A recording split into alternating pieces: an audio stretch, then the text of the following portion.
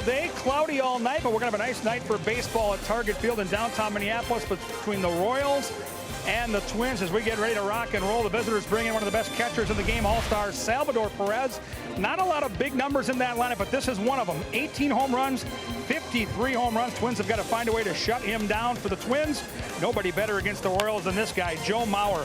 Phenomenal this year, over 400. His career average against the Royals is 322. He'll lead off for Paul Molitor's team tonight. Welcome inside the ballpark. Should be a fun weekend as Johan Santana goes in the Twins Hall of Fame. Should be a really fun series as the Twins look for a little payback after getting swept a couple weeks ago at Kauffman Stadium. Let's take a look at exactly what needs to happen here in this series setup. We'll start with the Twins. Over their last 7, the offense has gone dry. The team has gone 2-5 in those games. The batting average below 200. They are clearly missing players like Eduardo Escobar and Brian Dozier. We'll see if they can bounce back tonight. Jake Odorizzi, though, good numbers right now this season against Kansas City. His career just 2-4, but needs to turn around this. 2.75 ERA in day games, over 6 when he pitched.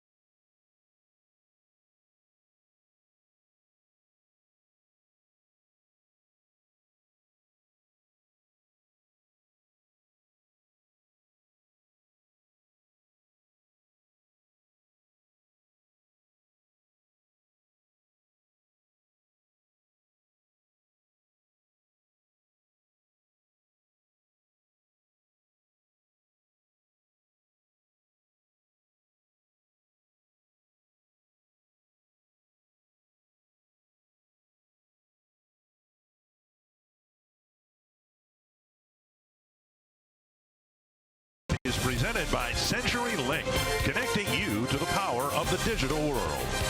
By Sanford Orthopedics and Sports Medicine, for the everyday competitor in all of us. And by Northland Ford. Visit buyfordnow.com and your local Northland Ford dealer today. From Minneapolis, the first of 3 between the Twins and the Royals, and for some reason the Royals have given the Twins a lot of headaches this year. And Heath Fillmyer will be his first appearance against the Minnesota Twins. Jake Odorizzi will start for the Minnesota Twins against the Royals. The Twins hope to win a series against the Royals for the first time this year. And we welcome you to Target Field. Dick Bramer welcoming back the big guy, the Hall of Famer Bert Blyleven, and the Twins are hoping to get their offense untracked. And we've seen some encouraging signs from Miguel Sano, hitting in the lower third of the lineup yet. Baby steps, right? We expect to see him in the middle of the lineup eventually. Yeah, you know what, guys, you know what, Miguel Sano, he started the season off very poorly, had the hamstring injury, cut him back a little bit, and then the Twins decided, hey, let's send this guy down to the minor leagues. Let's have him find that swing again. Well, 6 weeks later, Sano back with the Twins, and he had a very good series against the Cleveland Indians. 4 hits and 9 at-bats, and what's nice to see is the extra base hits. A couple walks, drove in a couple runs, and for Sano, the big thing, stay patient at the plate. Don't strike out as much as he did prior to being sent down. So far, so good, especially the last 3 ball games. And in his major league career, he's done awfully well against the Royals, and the Twins are hoping that that will continue as well. Well, 9 home runs against the Royals. This is a ball club that's having a tough time winning ball games, except against the Minnesota Twins. Twins would like to stop it here tonight. We'll see if the Twins can finish the homestand on a high note and finally give the Royals some of their own medicine.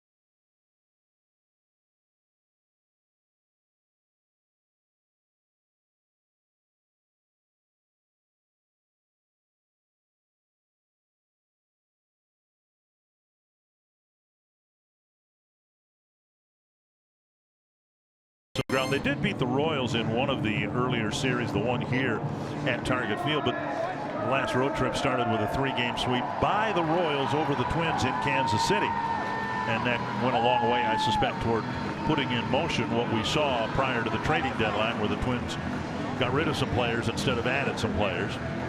And Miguel Sano in the lineup, playing at third base, hitting 7th in the lineup tonight, as the Twins want to make sure he graduates with baby steps to the middle of the lineup. Ned Yost has seen his team fall 40 games below 500. Now, they've played a little bit better baseball as of late, but it is very much a rebuilding year for the Royals. They too have gotten rid of a lot of the veteran ball players that made up their nucleus. So here's what we have tonight on the Menards batting order.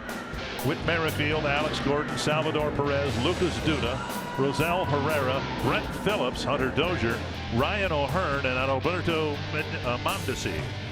And tonight's starting pitcher stats are brought to you by Home Furniture. And that's Jake Odorizzi. Odorizzi making his 23rd start of the year, looking for his 5th win. He faced the Royals a couple starts ago here at Target Field. He pitched very well, one of his 7 quality starts he's had so far this year, where he worked 6 innings. He gave up only 1 earned run. got a no decision in that ball game. Check out the Twins in the field. Jake Cave is in center. Eddie Rosario in left. Max Kepler in right. Sano's at third. Polanco and Forsythe up the middle. Last time we were on the air, Brian Dozier had just been traded, and Joe Mauer at first. Mitch Garver behind the plate. And there he is, a veteran like Brian Dozier, a right-handed batter like Brian Dozier, and will be making his first start here tonight. Yeah, Forsythe and Odorizzi were teammates when they were together in Tampa Bay. And Logan Morrison was a teammate of Forsythe's as well. Right. Odorizzi to Merrifield, Gordon, and then Perez here in the Kansas City first.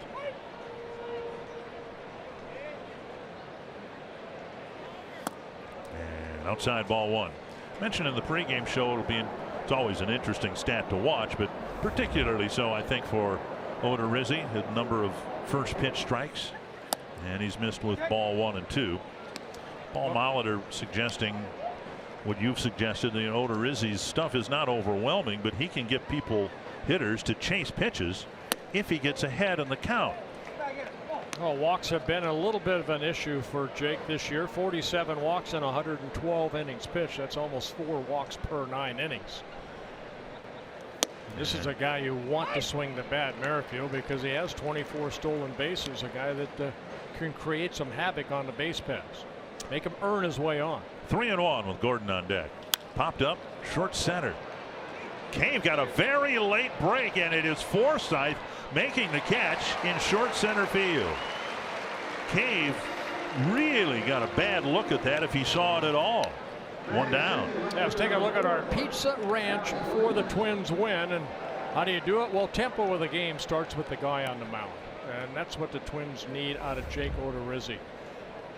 Keep the tempo going. Has a tendency to sometimes take a lot of time between pitches. It seems so far he's on that pitching rubber, ready to attack the strike zone.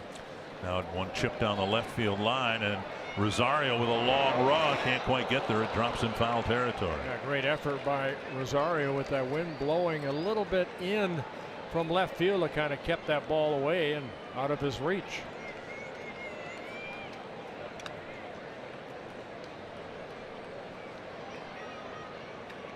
Odorizzi basically a 5-pitch pitcher. He's got a 4-seam fastball, a 2-seam fastball, occasional curve. He'll throw more of the slider than the curve, and then a good changeup.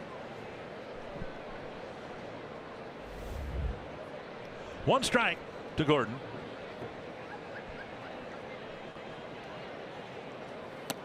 And a called strike, 0-2.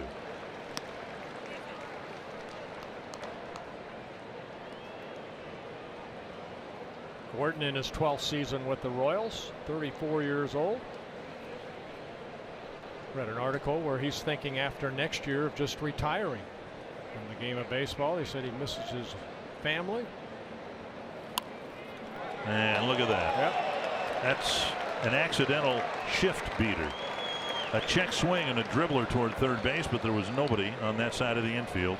A check swing single. You know, Dick, I had a chance to talk to Wade Boggs at the Hall of Fame, and you know, with all these shifts that are going on, I asked Wade, I said, what do you think about all these shifts? He says, well, you know what, now this is an accident basically, excuse me type little hit. He said, but until the hitters let that ball get deeper in the zone and beat the shifts are going to continue. Well, and I think you and I have discussed this. I certainly hope that they don't ban shifts because hitters are too stubborn to not open up the infield. Now, I agree. But that's how I feel. That's how you feel. When I was in Kansas City, Ned Yost, the Kansas City manager of all people. Now, Ned's about as traditionalist as they come, and he advocated banning the shifts, which surprised me.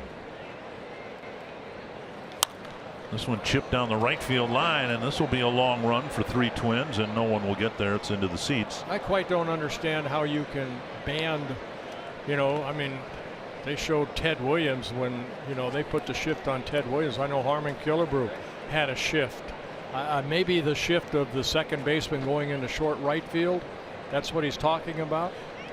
But until the hitters adjust, you know, Perez right here, if he lets that ball go a little bit deeper into the strike zone, maybe he can find that hole between second and first. 2 strikes to Perez. up and away. But as well as Perez has hit here at Target Field. Look at that. Yeah. 614 slugging percentage here. Most all time in this ballpark. 1-2 to Perez. And close at first. Odorizzi showing those quick feet. And a quick throw to first, almost picked off Gordon. Yeah, Odorizzi has a couple pickoffs this year. But base stealers are 8 for 10.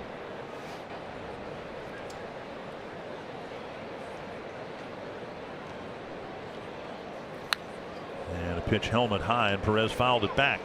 Yeah, Jake's had 7 double plays turned behind him. Basically a fly ball pitcher, so not a lot of double plays. And here you got a guy, Perez. If you can keep that ball down, beat it into the ground, Perez has hit into 15 double plays.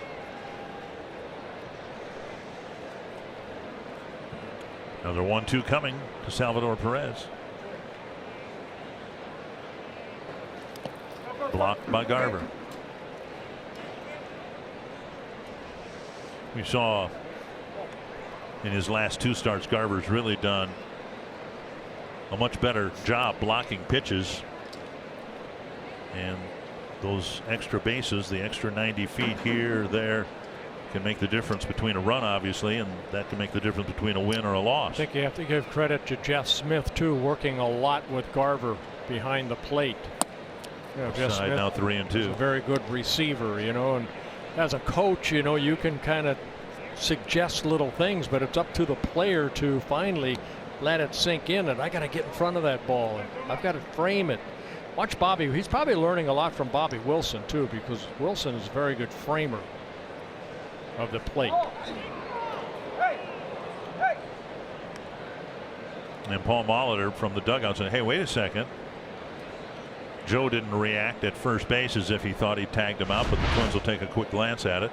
Well, Gordon has 4 stolen bases, and the shoulder is touched right there by Mauer before Gordon maybe gets his hand on the bag. Still waiting for the Twins video room to relay the message yay or nay in terms of a challenge. And there will be no challenge. 3-2 to Perez. 15th pitch of the inning for Odorizzi. I was going to say Gordon's going to be taken off here. That led to the pickoff move a moment ago.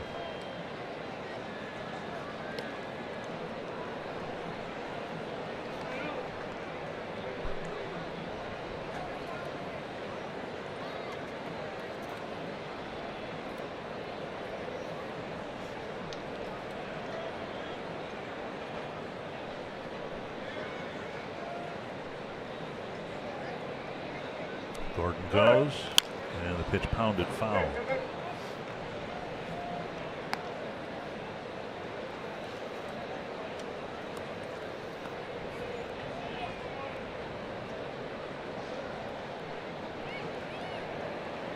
Lucas Duda on deck.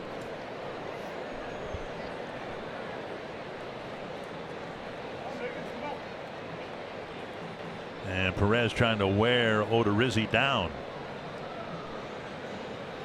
Gordon goes, and a pitch inside, and it hit Perez.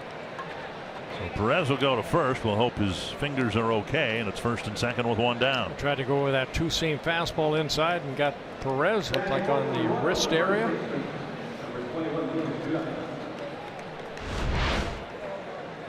See a little bit of movement. Got the pad. Way up on the elbow.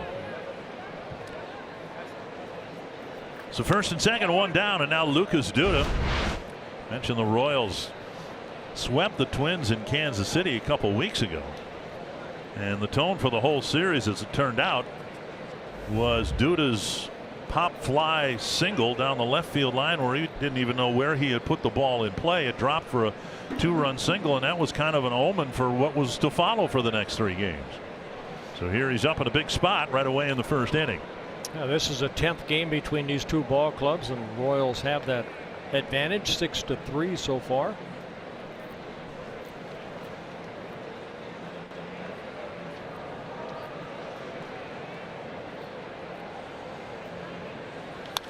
Big swing and foul back. Duda's only grounded into 3 double plays this year. Oh, Duda's one of those guys, has that uppercut swing. A lot of strikeouts, though, 1 every 3 at bats, roughly. And Odorizzi has delivered a first pitch strike to everyone but the leadoff batter, the only man so far that he has retired. They're blocked by Garver. I was talking with Paul Molitor a couple days ago about Garver and whether he's seen progress, and this is my word, not Paul's, but I think it fits how he described it. He said they've seen incremental progress month to month, which I think is the goal anyway. You know, just to have Mitch be a little bit better behind the plate, to learn from Bobby Wilson, Jason Castro when he was around, but that was the idea all along, to make sure that he was a better receiver at the end of the year this year. The pop fly foul, 2 strikes and a ball, to make sure that by the end of the year he was better at it than he was at the start of the year. I think, getting to know the pitchers a little bit better too help. This year, you're going to maybe have some pitchers on the squad like Odorizzi and also Lynn, 2 guys that, he hadn't caught much. You can talk about spring training, but you might see him, 2 innings? Right.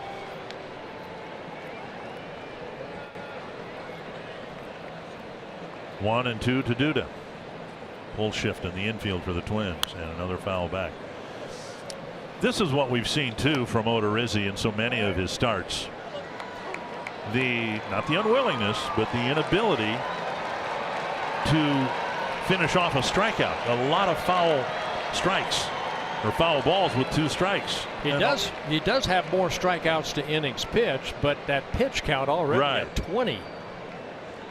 Sometimes a big gap between strikes 2 and 3. And he'll get ready to try it again on 1 and 2.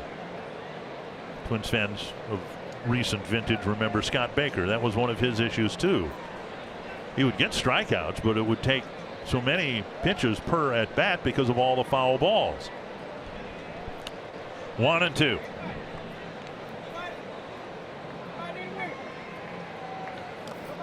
Third block of the inning for Garver.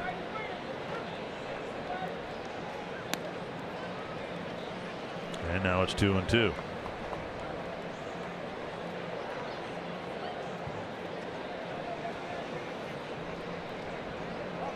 Herrera on deck. 1 out, and the 22nd pitch of the inning. Well, make it a good one. Garver sitting inside. Another foul ball.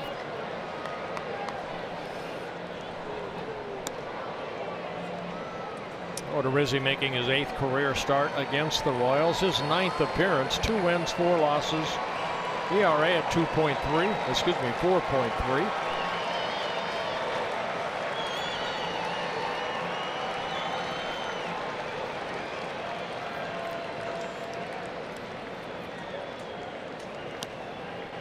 Another 2-2. To right center field, running towards the gap, and it is Cave with the catch. Tagging from second, going to third is Gordon, and out number 2 here in the first inning. I kind of saw the strength of Duda right there. That was a changeup, and Duda looked like he's way out front, but still able to muscle that ball into right center. So Gordon advancing to third base, but the second out is recorded. And now Rosell Herrera. Royals trying to reconstruct their roster, but specifically their outfield. Gordon is back, but a new center fielder in Brett Phillips. Herrera getting a chance in right field. Yeah, Herrera coming over from the Cincinnati Red organization back in early June. And Herrera takes down an in ball 1.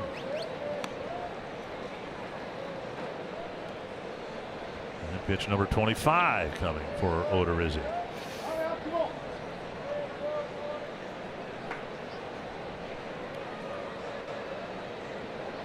One and 0. Herrera hacks one foul.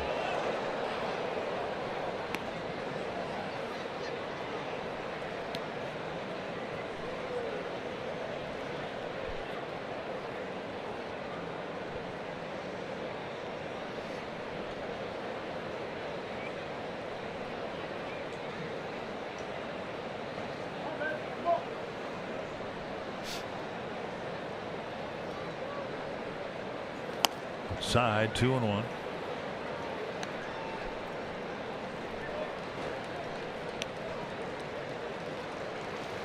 Talked about the Kansas City sweep over the Twins. Odorizzi pitched awfully well in the game that he pitched there. Bert referenced it before, just a couple of hits, 1 earned run in 6 innings. Chopped back towards second base. Nice pickup by Forsythe.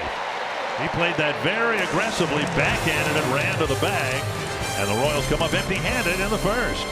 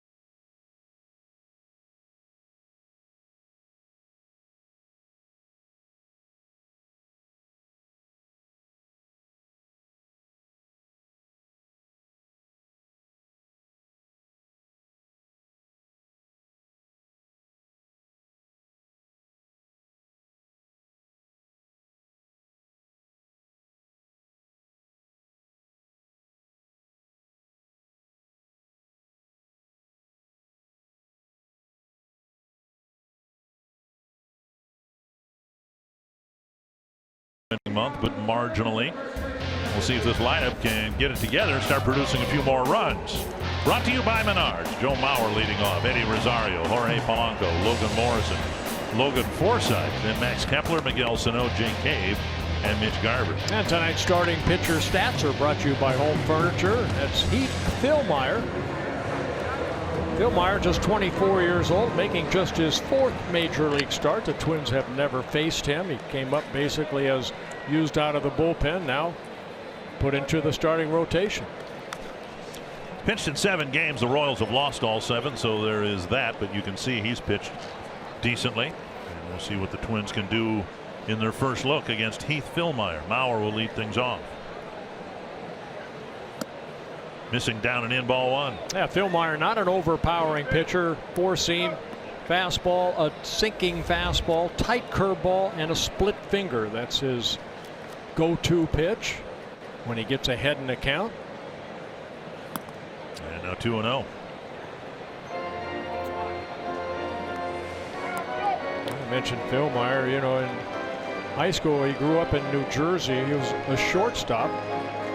And then his first year at junior college was basically a shortstop. He got maybe 8 innings in. And then the Colorado Rockies actually drafted him as a pitcher. And he thought, you know what?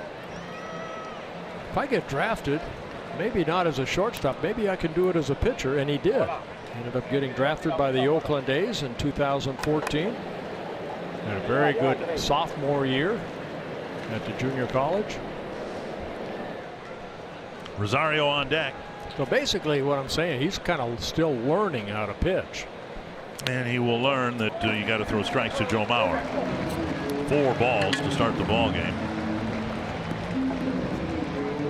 And with all the turnover in the Kansas City roster, they're not quite as good out in the field as they were when they were going to the World Series. The guy in center field, Brett Phillips, may have the best throwing arm in the major leagues, and he's flanked by Herrera and Gordon.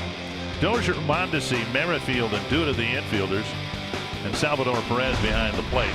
Phillips, coming out of the Milwaukee system, has already impressed the Royals with his speed and his cannon for an arm. He came over in the Mike Moustakas trade.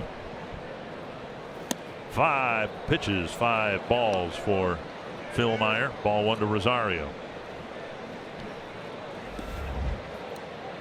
Think Eddie will take a pitch right here, make him throw a strike? I don't think so. I don't think that's option A, B, or C here.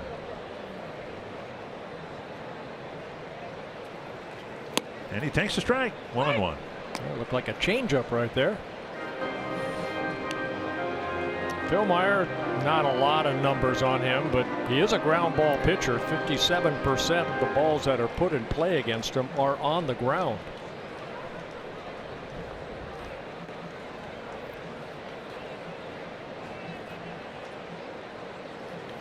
It's punched foul, and it's 1-2. Everyone figured the Royals would have their troubles this year with the players that they've lost through free agency, the players they've been forced to trade, financially forced to trade. But 40 games below 500. Dayton Moore said last week he's embarrassed with how his team has played. He's the Kansas City general manager. 1-2 to Rosario. And down and in, he gets a swinging strikeout, one away. And that looked like that split finger right there. Philmeyer picks up a strikeout. And now Polanco, who has stepped into the lineup, and he hardly looks like anybody who's missed the first 80 games. Yeah, especially from this side of the plate, the left side of the plate, where he's hitting .377.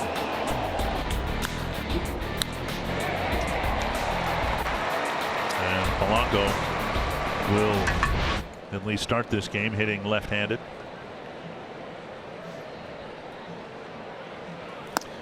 Paul Molitor saying today he's already talked with Polanco, who still does not have a home run, and in the manager's mind it sometimes is kind of overswung trying to hit the ball over the fence, and he said, hey, just do your normal thing and the home runs will come. Get your singles, your doubles, and sooner or later you'll elevate one and get it over the fence. He hit 13 home runs last year for the Twins. That's Luke down the left field line. No play for even Gordon, and it's 2 strikes.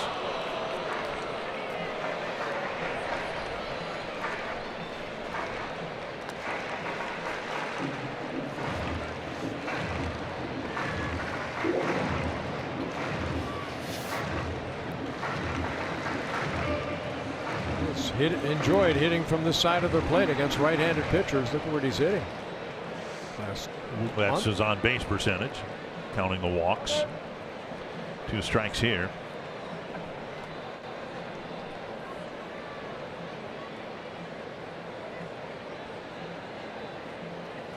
Same pitch he struck Rosario out on, and Polanco took it. 1-2. Twins have at least a .500 record against everybody in the division except Kansas City. Despite the series loss to Cleveland, the Twins are still 7-5 against Cleveland, 7-5 against Chicago, 3-3 against Detroit, but just 3-6 against Kansas City. 2-2.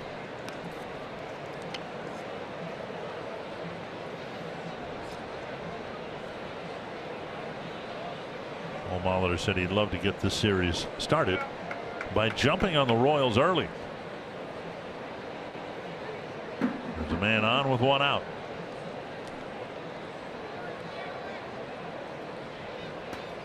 Checked his swing. Strike 3, says Alan Porter. And Polanco will head back to the dugout. A walk and 2 strikeouts so far in the Twins' first inning.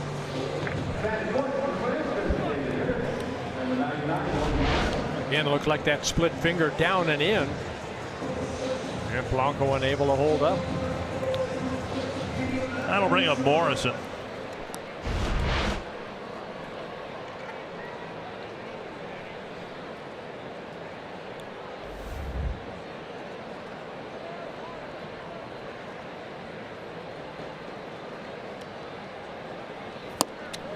Swinging through, strike 1. Morrison, the designated hitter.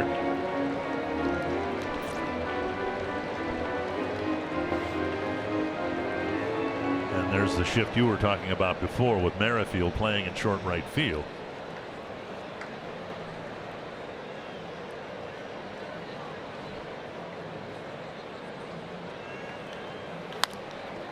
Pulled foul, 2 strikes over there. Kevin Gorg territory. Hope Kevin's all right. Hope Kevin was awake. There he is. Sitting in the corner. He's hiding.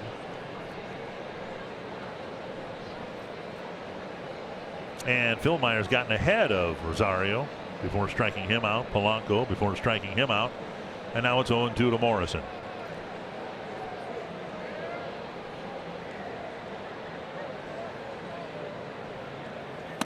Up and in. And that's where Perez wanted that pitch. Holding his glove up high. High fastball.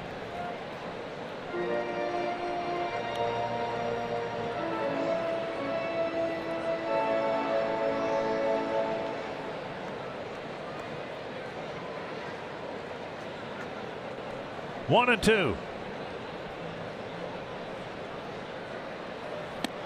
Just outside. Didn't miss by much.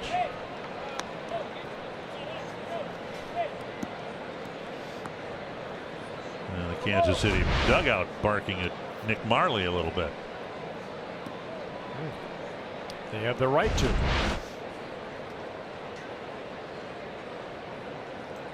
Two and two now to Morrison.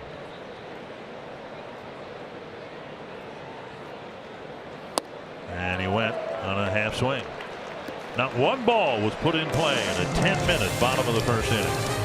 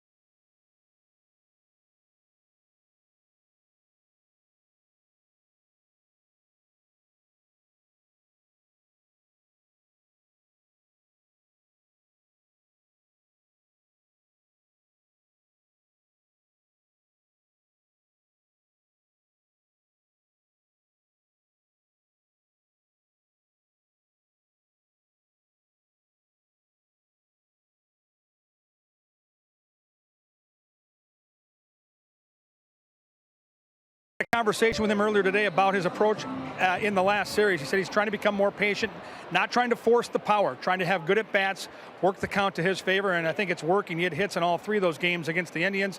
Mitch Garver said as a baseball player, you have late nights. You get home, it's hard to go right to bed. He said he likes to decompress by playing, of all things, Fortnite. So it's Fortnite late at night after calling the game and catching for the Twins catcher. Antonio Oliva, real excited about Johan Santana going to the Twins Hall of Fame. He said a lot of really good pitchers had 2 elite pitches. This guy had 3, and it was unbelievable. He said if a guy's got 3 elite pitches, hitters have no chance, and that's what he felt as far as Johan Santana. When he's happy, he didn't have to hit against him, is exactly what he told me earlier today.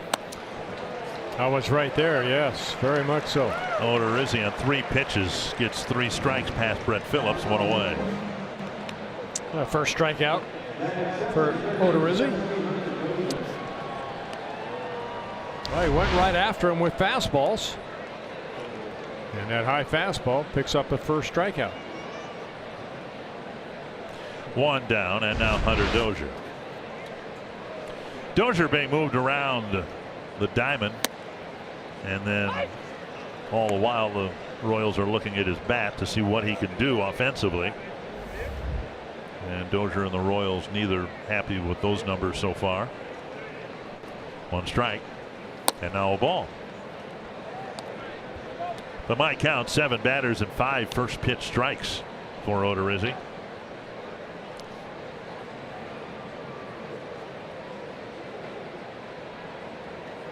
popped up near first. Mauer crossing the line. Plenty of room. 2 down. Let's take a look at the scouting report on Jake Odorizzi. Made his major league debut in a Kansas City Royal uniform, that back in September of 2012. That fly ball pitcher, we talked about that, and I think we all agree that he's kind of been a hit and miss type pitcher. He's either on, he's not. His longest outing this year, 6 innings. Throws a lot of pitches in a short amount of time. Only 7 quality starts in 22 starts. First pitch outside, ball 1 to Ryan O'Hearn. 2 hits and 9 at bats so far. And now 2-0. O'Hearn just getting called up on July 31st.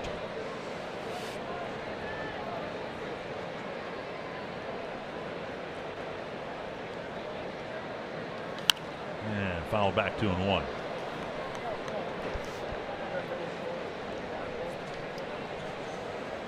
O'Hearn, 25 years old, 5 minor league seasons in the Royals organization. 3-1 with Adalberto Mondesi on deck.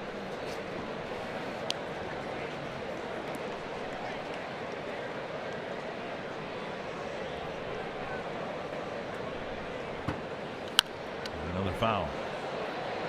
So those fouls are fine. It's the 2 strike fouls that tend to wear on Odorizzi, get the pitch count up and force him to leave after an average of 5 1/3 innings. Full count to O'Hearn. To right field. Kepler chasing it, and a nice running catch on a warning track. A 1-2-3 second inning for Jake Odorizzi.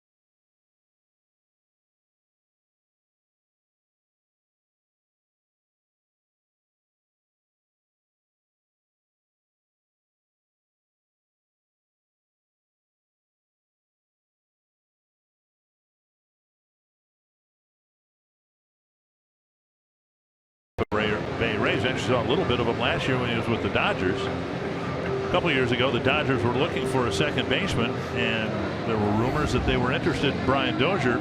They instead got Logan Forsythe. He's been struggling this year, as those numbers suggest, but now gets a reprieve back in the American League. Forsythe, Kepler, and Sano facing Philmeyer. And a first pitch strike. I think in LA they had 2 or 3 guys that were playing second base too, so it was hard to get something going. Forsythe's best season came back in 2015 when with the Rays he hit .281.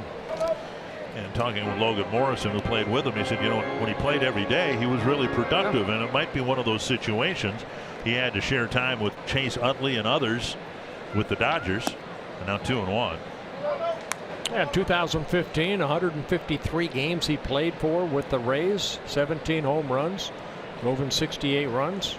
And he followed that up with a 20 home run season the next year. So he's got some pop in his bat. Made a pinch hitting appearance in the ball game here 2 days ago and nearly got a big base hit into the hole, but Francisco Lindor picked it off, and instead of a base hit that would drive in a run, it was a double play. It was the turning point in the ball game on Wednesday. 2-2, and this one looped to right and down for a hit.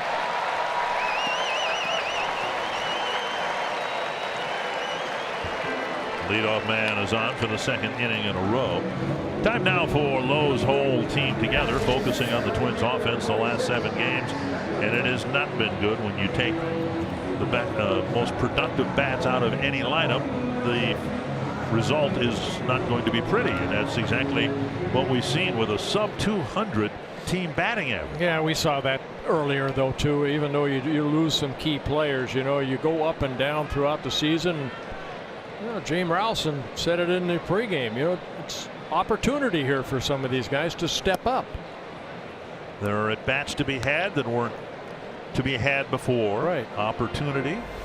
Kepler takes ball 1.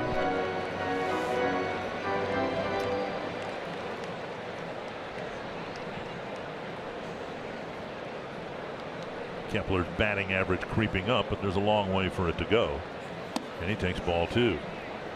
He's had stretches this summer so far where he's swung the bat really good for a week to 10 days, and then it kind of slides off a little bit. Trying to find that consistency.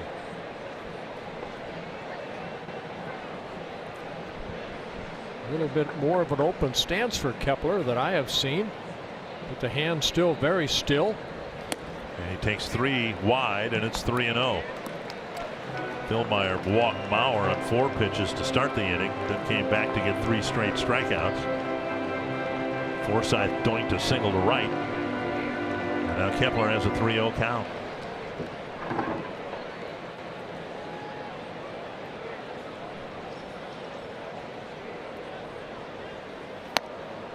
A strike taken.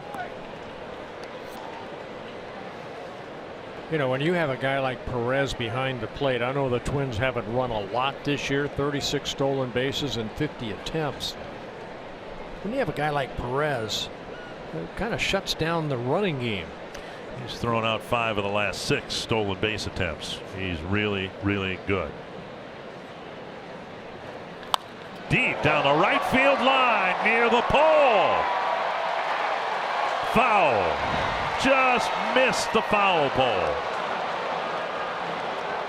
If you're a Twins fan, you hope that ball stays fair, but it was foul.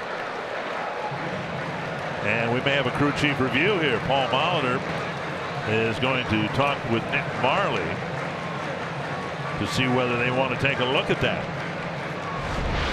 Let's see if you can see the ball all the way, or does it go around the pole? Boy, it sure looked like it was on the foul side of the pole. You could see the white streak in front of the pole, which means it was a foul ball. That's a great angle right there. It was foul. This is not a challenge. This is the crew chief review. This is, remember, years ago, this is how replays first was introduced to baseball, to have umpires take a look at home run balls only. So this would not be counted as a challenge. Yeah, and then, you know, Ken Kaiser would take a look at it and he'd miss it anyway. I remember in Baltimore. It doesn't take long. Oh. Foul ball. No, yeah, foul ball. Baltimore one time, one of our players, I believe I was with the Angels. Somebody hit a ball that was definitely fair, and he called it foul and stuck to it. He looked at it. Still, Doug Rader got thrown out. Love that man. Nick Marley calling balls and strikes, telling the world the count's 3-2. Titchener, Bill Miller, Alan Porter, the rest of the umpires with Miller, the crew chief. 3-2 to Kepler. Let's see what Forsythe does here at first base. He takes off, and it is ball 4. And you can hear someone yell, "Stay on the base." It's the worst throw I've seen Perez make in about 8 years, and it didn't matter anyway because it was ball 4. Yeah, he knows it's ball 4. Probably just loosening that arm up a little bit. Thursday, August 16th, it's NBS United Target Field. Limited number of NDSU theme night ticket packages are available that include a game ticket and a Bison Twins cap. Learn more at twinsbaseball.com/NDSU or call 800-33-TWINS. Single and a walk to aboard now for Sano.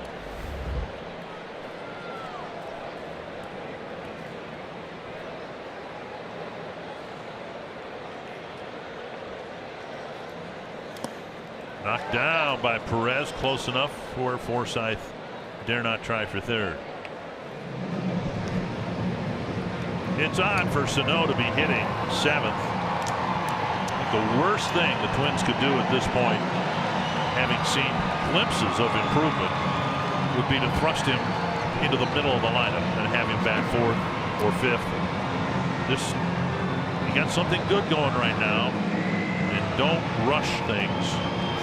Given where he was just a few weeks ago in A-ball, I think that's the prudent move, don't you? Yeah, you know what? We showed you the 4 for 9 in that Cleveland series. He let the ball get a little bit deeper over the plate, and then really utilized his strength, and hopefully he can carry that into a good at-bat right here.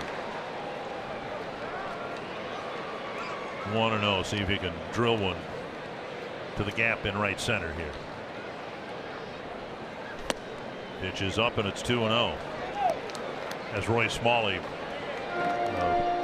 pointed out in the pregame show, what we've seen, not just the hits but the takes, what used to be check swing strikes, he's letting the ball travel a little bit, and it's the difference between maybe having a 2-0 count and an 0-2 count. And now 2-1. Oh, right there, you know, he's got the count in his favor, probably looking something away, and the ball was inner half of the plate, so he took it. The main thing I would imagine that's important at this point is don't let that pitch quicken you up at all. Still let the ball travel a little bit. So I'm going to foul. And it's 2-2. To see when this band does let go, it's a powerful swing.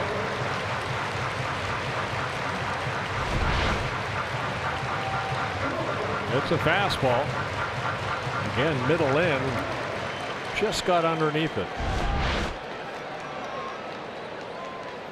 2-2.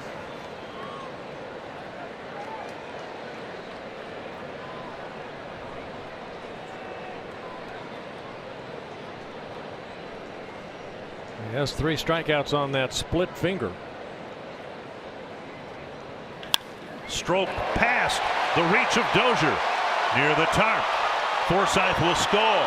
Rounding third, heading for home, it's Kepler, and Sano should get a 2-run double.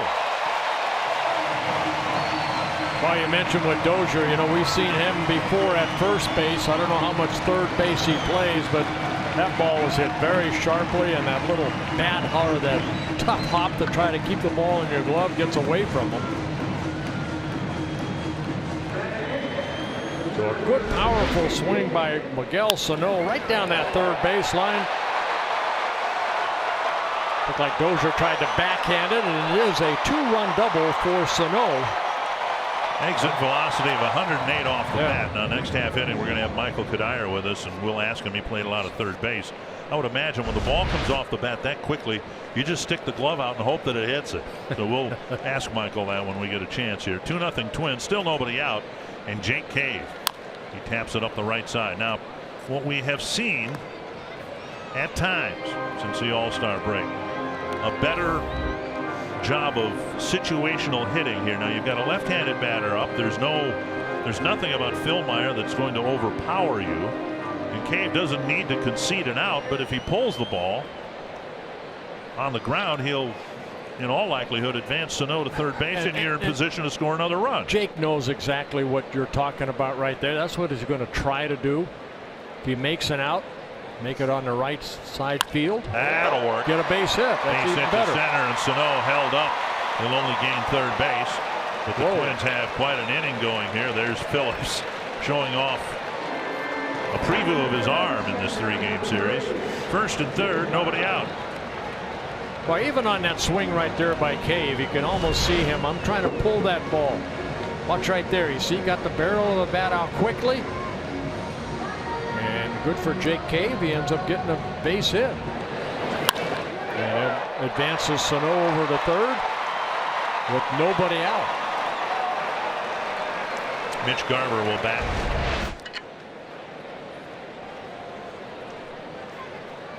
Garver with an improving bat and glove as the season has worn along. And he takes outside ball one. Mitch picking up some big hits over the last 2 or 3 weeks. Average up to 265.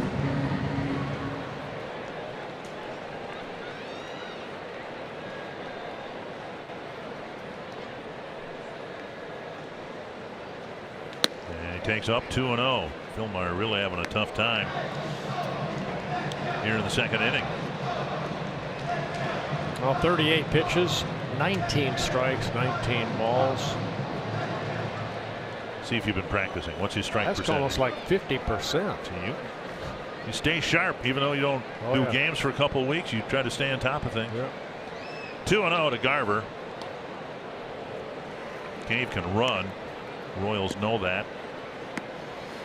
Well, you mentioned Perez has thrown out 5 of the last 6. On the season, he's thrown out 16 of 33 potential base stealers. 48%.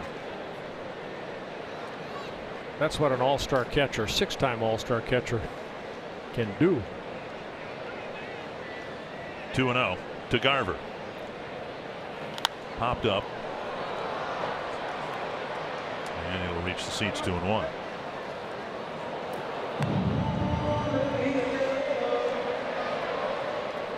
It's been forever since the Twins have had a big inning. And a chance for one here with 2 already on the board. And Mauer will hit behind Garver. Sano at third and Cave at first.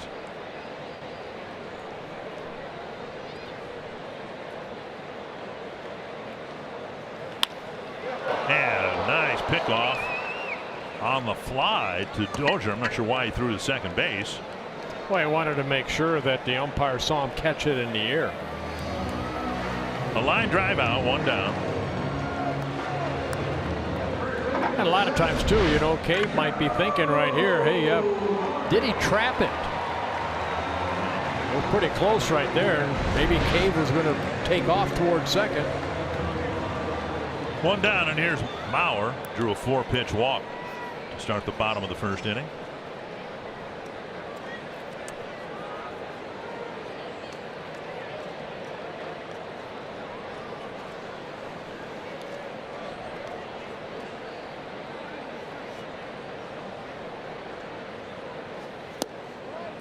We went into the off day yesterday. It's been a period of about a week where there were trade rumors and trades. Some very popular players moved off the Twins roster, and it seemed like they came almost like dominoes, one right after the other. So I'll be curious to see whether the Twins coming out of the off day have had a chance now to kind of refocus, recover, if you will, from all the devastation to the clubhouse. When you take some of the most popular players out of a clubhouse, and they're everyday players too, like Escobar and Dozier, you cannot, I don't think, dismiss the human element and the personal toll it takes. You can say, oh, you got to go out and you got to play and you got to do your job and all that, and that's all true. But I'm guessing that what we'll see is the Twins players having a chance to recover a little bit and play better baseball. Maybe the off day would help in that regard. Well, a lot of times what they're doing right now, playing between the lines, take away the focus of what's going on in the clubhouse. So this is their sanity right here with that, for Joe Mauer with that bat in his hand right there, hoping to drive in a run or two. You know, you can't do anything. That's the business of baseball. When somebody gets traded, yeah, you feel bad, but that's the game. It's always been that way. 2 strikes to Mauer. You lose friends, but they're only a phone call away. It's near the tarp. And out of play. Good pursuit by both Dozier and Gordon. But it's always been that way, and I'll bet you for 150 years after popular players have been traded, there's been a little bit of a letdown for the guys that are left behind. Joe was somber when he was asked about Brian Dozier. He and Brian Dozier played together for a lot of years. 2 strikes. Twins trying to get at least one more here in the second inning.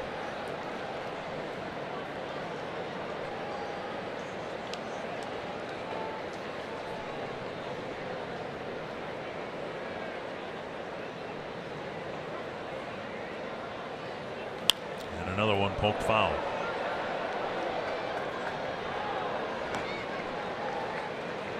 .45 pitches now. The next will be number 45 for Phil Meyer. First time through the order. Gave up 3 hits, issued 2 walks. He's a better second time through the order, or there won't be a third, I suspect.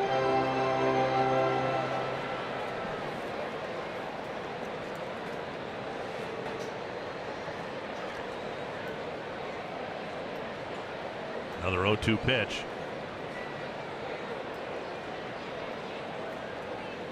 And now 1-2. It's got to be a little deflating if you're a pitcher out there and you realize, okay, the count is 1-2. It's Joe Mauer. There's as good a chance I'm going to walk this guy as strike him out. Yeah, he knows in the back of his mind, you know what? Mr. Mauer has me exactly where he wants me with 2 strikes. Already been a couple of 2-strike fouls. Now Joe's taken what appears to be Phil Meyer's strikeout pitch that split her down and in. And Perez now sitting away. And another foul. And that's what good hitters do. They foul off nasty pitches. That wasn't a bad pitch right there. Down and away. You're thinking, okay, if it goes on top of it, maybe a ground ball, maybe a double play. But Joe fouls it off.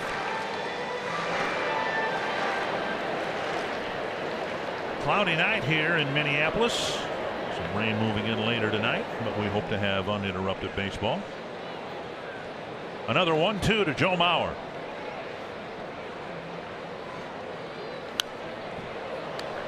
Again, off-speed pitch off the plate, and Joe flicked it foul. Oh, there's been a lot of foul balls, not only for the Twins, also for the Royals in this ball game.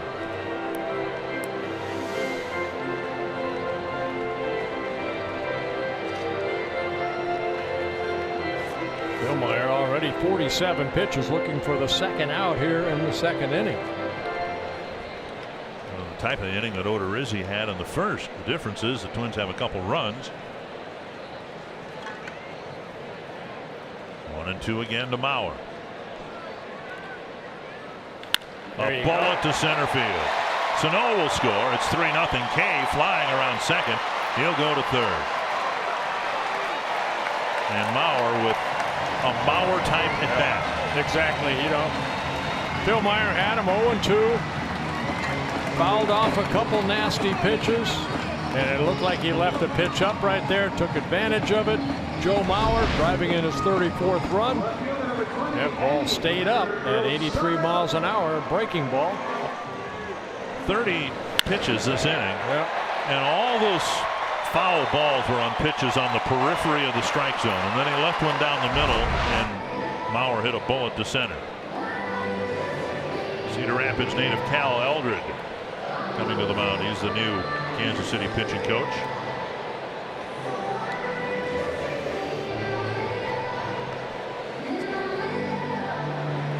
So the Twins have a 2-run double from Sano, an RBI single from Mauer. Right now all is right with the world. Sano's driven in a couple. Mauer's reached base twice.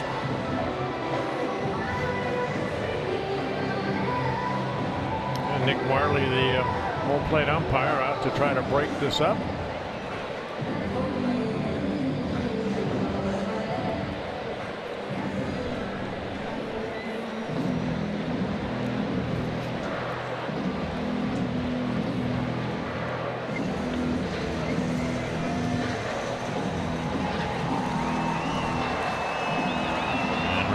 Who went down swinging his first time up.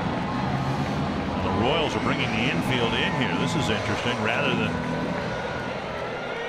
playing back and maybe getting a double play grounder, the Royals are going to say, hey, look, 3-0's big enough lead as it is. Try to cut down the 4th run. Outside ball 1.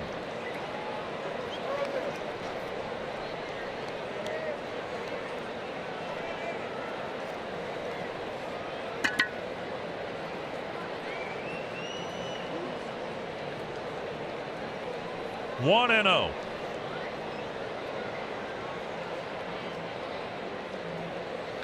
Pulled hard and foul. 1-1. Seen Rosario's batting average trickle down below 300. July was not a good month for Eddie on a lot of fronts. We all thought he should have gone to the All-Star game, but he did not. And the batting average has taken about a 25-point tumble. Hoping for a better August. Oh, for his last 13 at bats.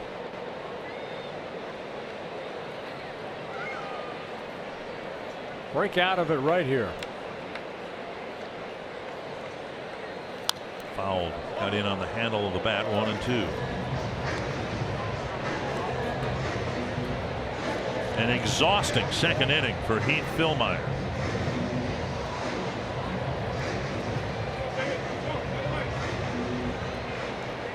I wouldn't say that Rosario has a refined two-strike approach. He's just good with 2 strikes.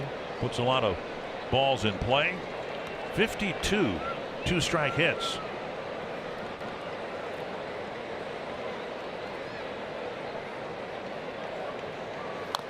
Got a piece. To be fair, we've seen Eddie use the whole field. He's gotten a lot of hits to center and to left field. We've seen also pitches about a foot outside that he'll just flip over to the left with 2 strikes just to protect the plate.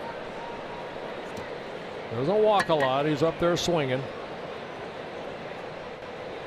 1-2 to Rosario.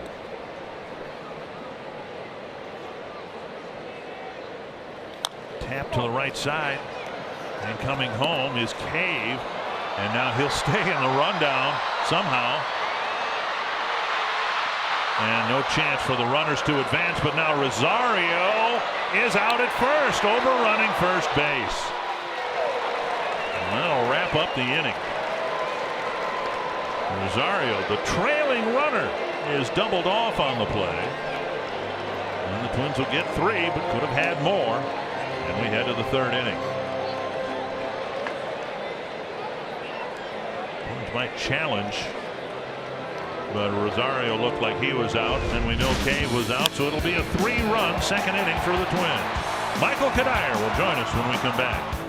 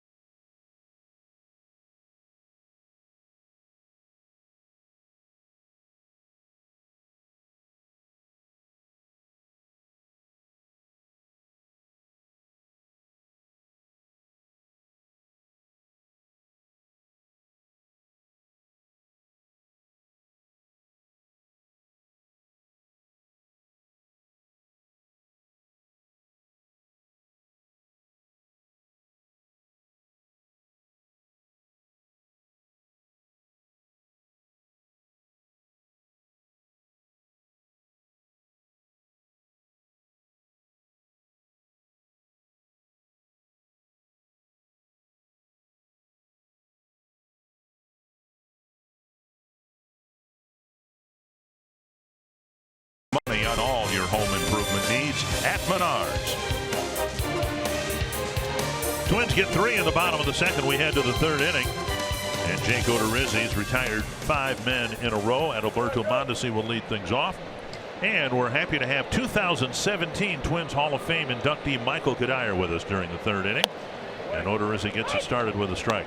Michael, I would imagine you've had a chance to talk to Johan Santana and prep him for what he's going to be going through tomorrow, having to make the big speech and all that. Sure. He's excited. He's excited. I asked him how long his speech is. He didn't quite know yet. I said, well, then you're already in trouble.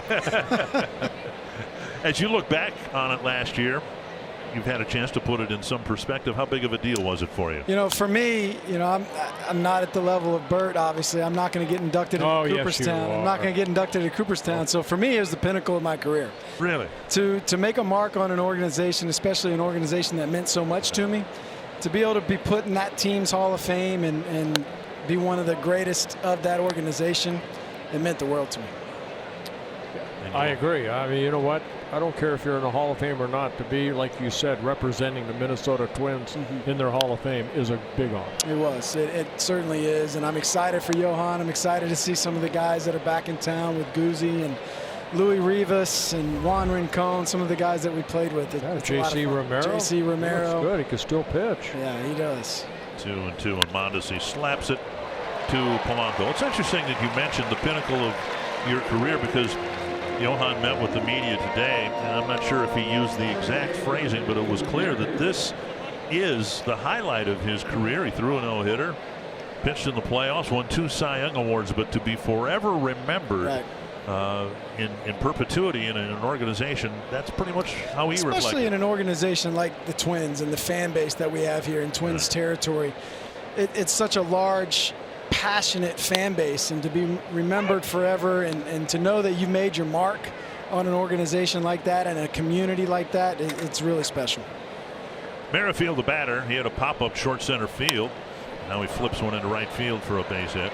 Hey, I teased before, we'll get into what you're doing now and all that, but we were talking about the play, Sano smashing it off the glove of Dozier, exit velocity of 108. Now, when you played, they didn't measure such things, but was I right? You just got to stick the glove out and hope it hits you? You stick the glove out. And no, they didn't measure it, but I knew it when it hit my shin and bounced over to the tarp. I knew when it was 108 off the bat. You know, one of the scariest moments of my life was having to play infield in one time with Gary Sheffield up at the plate. Wow. Seeing that bat waggle like that, and I know I'm playing in, I'm just like, oh, man, I'm in trouble. Don't throw him a changeup. Exactly. Yeah. Or even him a fastball. Just don't throw him inside. Ball 1 inside to Alex Gordon. In talking with Johan today, he reflected a lot about his career, the first Cy Young Award in 2004, but he talked about the 2006 season and how he thought that team, I think we all did, with you know, Liriano and Santana, the 2 best left-handed pitchers in baseball at the time, working so well together and getting into postseason play. But of course, Francisco couldn't pitch because of the Tommy John surgery. You're right, and that was deflating for us. But and also with Brad's last year, being able to go out and compete the way he did, and you know, I think that for me, watching Brad, watching that last year and the way he competed, as banged up as he was, that was inspiring for me, and it kind of helped mold the rest of my career and to be able to deal with adversities and deal with injuries. And I think that team exemplified that. And unfortunately, we all know what happened in the playoffs. We don't need to talk about it, but I think if you ask everybody on that team, we expected a lot more of ourselves once we got into postseason. The Kansas City Royals, as I recall, were indirectly involved in you guys not going to New York as a wild card, right? But hosting the Oakland A's, because the Royals beat the Tigers. Matt Stairs with that was when Torrey got in a little bit of trouble. You know, oh, yeah, he said he was going to send a case of champagne to Mike Sweeney, right? Exactly. So they did, and you know, we loved our matchup. You know, we had one game plan. It was not let Frank Thomas beat us, and Frank Thomas beat us. Him and Marco Scudero. Marco Scudero. I was just going to ask you. He got like 3 or 4 doubles in the series, something like that. He would set up. He would put himself on base, and Thomas knocked him in. 2 down. Merrifield still at first, nearly picked off first, and that'll bring up Sal Perez. Odorizzi picking up his 2nd strikeout. High fastball. Gordon swung through. Well, Michael, you're a special advisor to the general manager here. You and LaTroy and Torrey. There's a high fly center field. It's got some carry. Cave going back to the wall. It is gone. A 2-run home run for Perez and a 3-2 ball game. And again, Perez owns the Minnesota Twins and owns Target Field. He has had so much success here. Home run number 19 on the year for Perez, and just like that, one swing, it's a 3-2 ball game. Hit by a pitch in the elbow in his prior at bat, and he takes one over the 4-11 mark in his second at bat. Now that uppercut swing.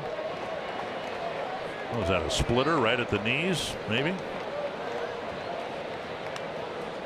At any rate, it's a one-run ball game. And now Duda, in your role as a special advisor to the baseball department, and from your perspective, what's happened to the Twins this year? How do you put that in perspective with the team getting to the playoffs last year and so many high hopes this year? Well, I wish we could put a finger on it, because if we could, we wouldn't have been in the situation that we were in last week with making the deals that we made. But, you know, I think it was a team that we just hadn't meshed at the point, and obviously there's still a long way left in the season. We saw it, and we talked about 06. You know, we came back and got the Tigers. 09, we did the same thing. So there is still something for this team to go out and play for. Yes, there were moves. Yes, there were very popular players that have been traded, but there is still something for this group to go out there and play for. A lot of guys need to turn around their season and maybe play to the ability that we expected, or the expectations that we had for them. And I think there's still a lot of time for them to do that. But for whatever reason, we didn't click those first 4 months of the season, and now there is a time to go out there and play.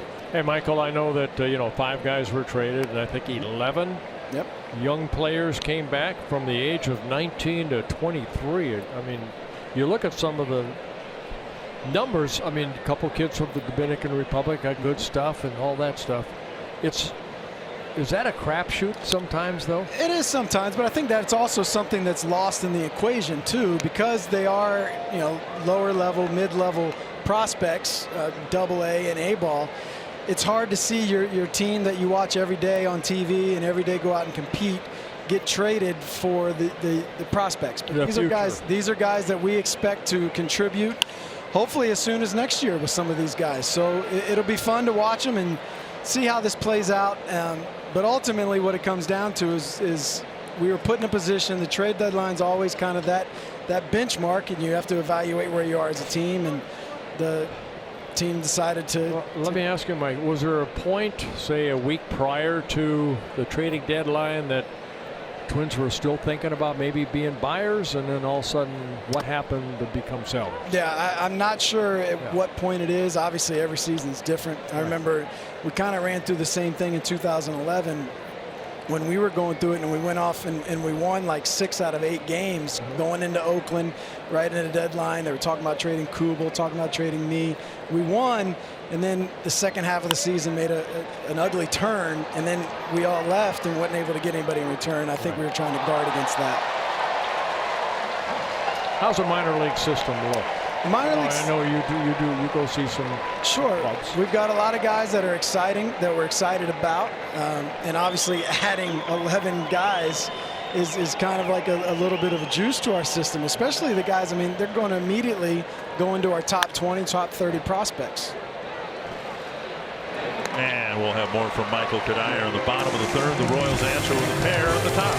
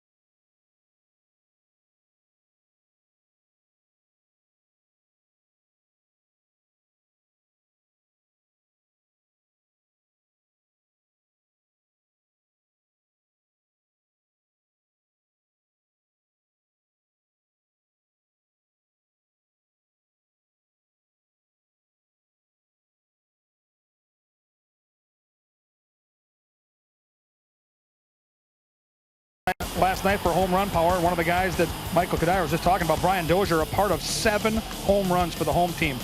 Dodgers whipped the Brewers 21-5. Dozier now back-to-back games with a long ball for his new team. Dodgers 61-49 lead Arizona by 1, Colorado by 2 in the West, and scored 21 runs on those 7 homers last night, gentlemen. What a bandbox. Not at night. It'll be Jorge Polanco hitting for the Twins in the 3rd, then Morrison and Forsythe in what is now a 1-run ball game. Well, good for Brian Dozier. He's hit a home run in each of his first 2 games with the Dodgers. It's not the first player that might have benefited even briefly from a change of scenery. Sure, and going back to us, I think in the situation that we were in with Polanco coming back from suspension, Sano coming back from being down in A-ball, yes, we're going to miss Escobar. Yes, we're going to miss Doge. We got Forsythe to play second in the immediate future, but you hope Sano comes back and is able to be the Miguel Sano that we all expected him to be at third base. Polanco at shortstop, and you look at our personnel, and you still got guys that can go out there and play the game hard and play the game the right way, and hopefully we go out there and play the way we expected them to play out the gates. Michael, what's Buxton have to do? He's got to get right, I think, more mentally than anything else. Get that confidence back, get back to what we saw, especially in the second half of last year, and going up to the plate and showing his athleticism and the confidence. That's, at this level, as you know, at this level, half of it's confidence. If you got confidence, you got a chance. And I think when you get off to bad starts and slow starts, and that confidence starts to wane a little bit. Pressing. It's tough. You're going to press. You want to go out and prove that last year wasn't a fluke. I think you saw that 2 years ago as well. And then last year he got off to a rough start. And maybe he's just young players sometimes need to learn how to get out the gates early. I struggled with that half of my career, having tough Aprils, tough Mays, and then you find yourself having to dig out of the hole the whole rest of the season. Is there anything that you did that you could tell Buxton? I know they had him, first of all, he lifted up that left leg. Sure. Now they got him set. Now he's doing it again. Well, is there there's so many people when you're struggling putting things into your ears. Everybody's got the answer. Everybody's got an answer. Right. I think one thing with Buck is he's such a nice guy. He's so coachable that he wants to impress everybody and he wants to do everything everybody suggests. At some point, you got to do what you feel like is right. You stick with it, good and bad, and you got to understand that this game will average out. When you're an athlete and you can play the game and you know you've done it, it's going to average out, and he knows he can do it. When he comes back up here, hopefully he's going to be fresh. He needs to get healthy, come back and go back to being the player that he expects to be. Coaches are there to help you, but as an individual, you went through it, I went through it. You have to do it yourself. You have to throw out the bad and hopefully take in the good. Sure. Well, you are who you trust the most. Right. As a player, you are who you trust the most, and that's all mechanics is trusting. The best hitting coaches are the guys that can garner the trust of the players. So as a player, if you don't trust yourself, well, then that's the basis. That's the foundation of everything. So he needs to get back to trusting himself, trusting and relying on that athleticism and going out there and playing the game. And having fun. It's not, I'm sure it's not fun to him right now. Sure. Especially since he can't play. Right. The ball, and it found some outfield grass between the second baseman and the right fielder. He just hit it over the shift. Let me ask you something, Michael, about the shifts. Now, I know you didn't, a lot of, your at-bats, you didn't have, the shortstop or second baseman playing behind the bag. What's baseball? Is it good for baseball that all the shifts are going on now? Or I mentioned earlier, I talked to Wade Boggs at the Hall of Fame. He said, you know what? You can shift all you want, but the hitters have to let that ball get deeper. If they're covering the right side and you're a left-handed hitter, shoot it the other way. Well, I think it's a mindset as a hitter. You go up to the plate, and do you want to sacrifice getting a single for your chance to hit a home run? Me as a hitter, yes, I would do that. But that's not necessarily the mindset of today's player, of a lot of the players into the game today.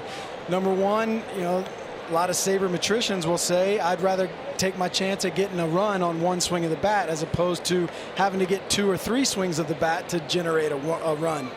So again, it's the mindset of a player, and I think The game dictates the approach. The score dictates the approach. Where you are in the season dictates the approach. How you've been doing the last 2 weeks or so would dictate as well. I know if I'm 1 for 20 and I see a big hole on the left side of the infield, I'm going to try and get myself out of that funk, and I'm going to hit it to now. If I'm 10 for my last 20, I don't care where they're playing me. I'm going to take a shot. And so there's a lot of factors that go into it. Nothing's black and white where I can just say, hey, I'm going to go and beat the shift today by hitting it to the left side of the field. You know what, though, and we talked earlier about big innings. The Twins got 3, but to me a big inning is 4 or more. Okay.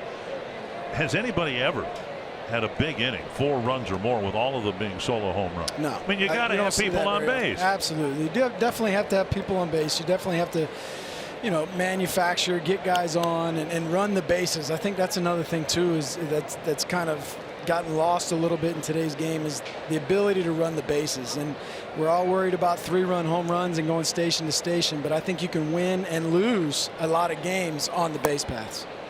And Forsythe takes a walk. What looked to be a close pitch, and Philmeyer flips the ball out of his glove to his pitching hand and stares in at Nick Marley. Now first and second, 1 down for Kepler. Yeah, second walk for Philmeyer. Where was this? Was this in the box? That's a ball. Bert, you from the pitching side. Well, the box says it's a strike. So Okay. knee high, pitcher's pitch, doesn't get called. Kepler walked in the second inning, and the walk to Forsythe, the third walk issued by Philmeyer. Ball 1. No activity in the Kansas City pen. I stand corrected. They've got somebody warming up now. Perez going out and handing the ball to Philmeyer. Whoever's up, give them a couple extra throws. Well, if history's taught us anything, Michael, it's that, in fact, Twins history very recently, you can have a bad year, and if you can just get off to a better start the next year, things can be completely different. Absolutely. A lot of it's with the start. I think, you know, you look at 2016 and starting off 0-9, that's a tough hole to dig yourself out of as a team. Last year you get off to a good start, changes everything around. So, you know, the seasons they run in cycles. You know, you're going to have, every team's going to have good months, bad months, good weeks and bad weeks. But you got to win the games that you're supposed to win. I think that's what it boils down to. In order to win divisions, you have to win in the division as well. Sano will come up with runners on the corners and 2 down. Sano crashed a 2-run double off the glove of Dozier to get the scoring started. And these are the situations right here where we expect Miguel Sano to come through. 2 out base hits, men in scoring position. This is what your middle of the lineup is paid to do. This is what you expect from him. So hopefully he has at least a good at bat here, trying to drive that run in from third.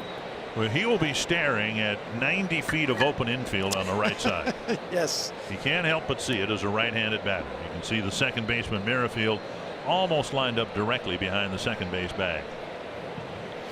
See, and when we're talking shifts, I'm not talking about a guy like Miguel Sano. You're going to shift him because he's going to want to hit the ball into the third deck. But sometimes we see shifts on, say, Polanco, for example, when they shift the third baseman over to short. You know, here a guy that hasn't hit a home run yet. He's got home run power, but his game is to get on base and set the tone. Absolutely. Fly ball right center field, playable for Phillips, and the Twins threaten but do not score. Thanks, Michael. Enjoy the weekend. Good to have you back in Minnesota. My pleasure, guys. Thank you. Thank you, Mike.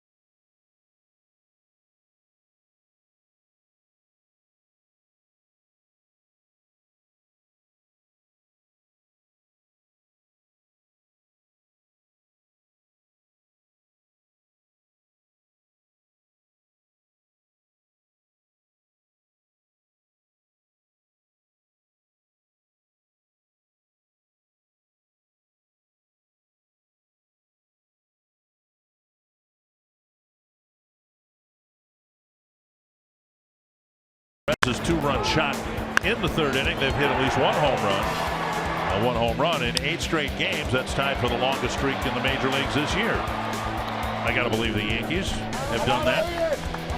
Some of the other powerful teams, and the Royals, of course, first half of the year didn't show much power, and a little bit more now in the second. A 3-2 ball game. Rosal Herrera will lead things off. My gosh, I'm sitting up here with 283 plus 287 major league wins. That's a lot of wins. Jim Cott, welcome back to Minnesota. Thank you. Good to see you again. It's I saw Bert in Cooperstown. It was so busy I didn't get a chance. I saw you sitting out there. Our paths didn't cross. Right. Yeah. One path I did cross is I'm walking down the street. Bob Costas rented a house, couple houses, and he was kind enough to have me be his guest. And first guy I run into is Charlie Manuel. Oh, yeah. Yeah, so that was quite a treat. Well, welcome back to Minnesota for the Hall of Fame induction. You're a Hall of Fame member yourself, and I'm sure you're welcoming with open arms Johan Santana. I sure am. I saw Randy Johnson at the Hall of Fame, and I said to Randy, if I were a left-hand pitcher in the game today, somebody got some netting there, or was that a player? I think I just hit off the top of the railing. Hope everybody's all right. They're smiling. Yeah. We'll assume they're all right. So you wanted Randy Johnson's fastball?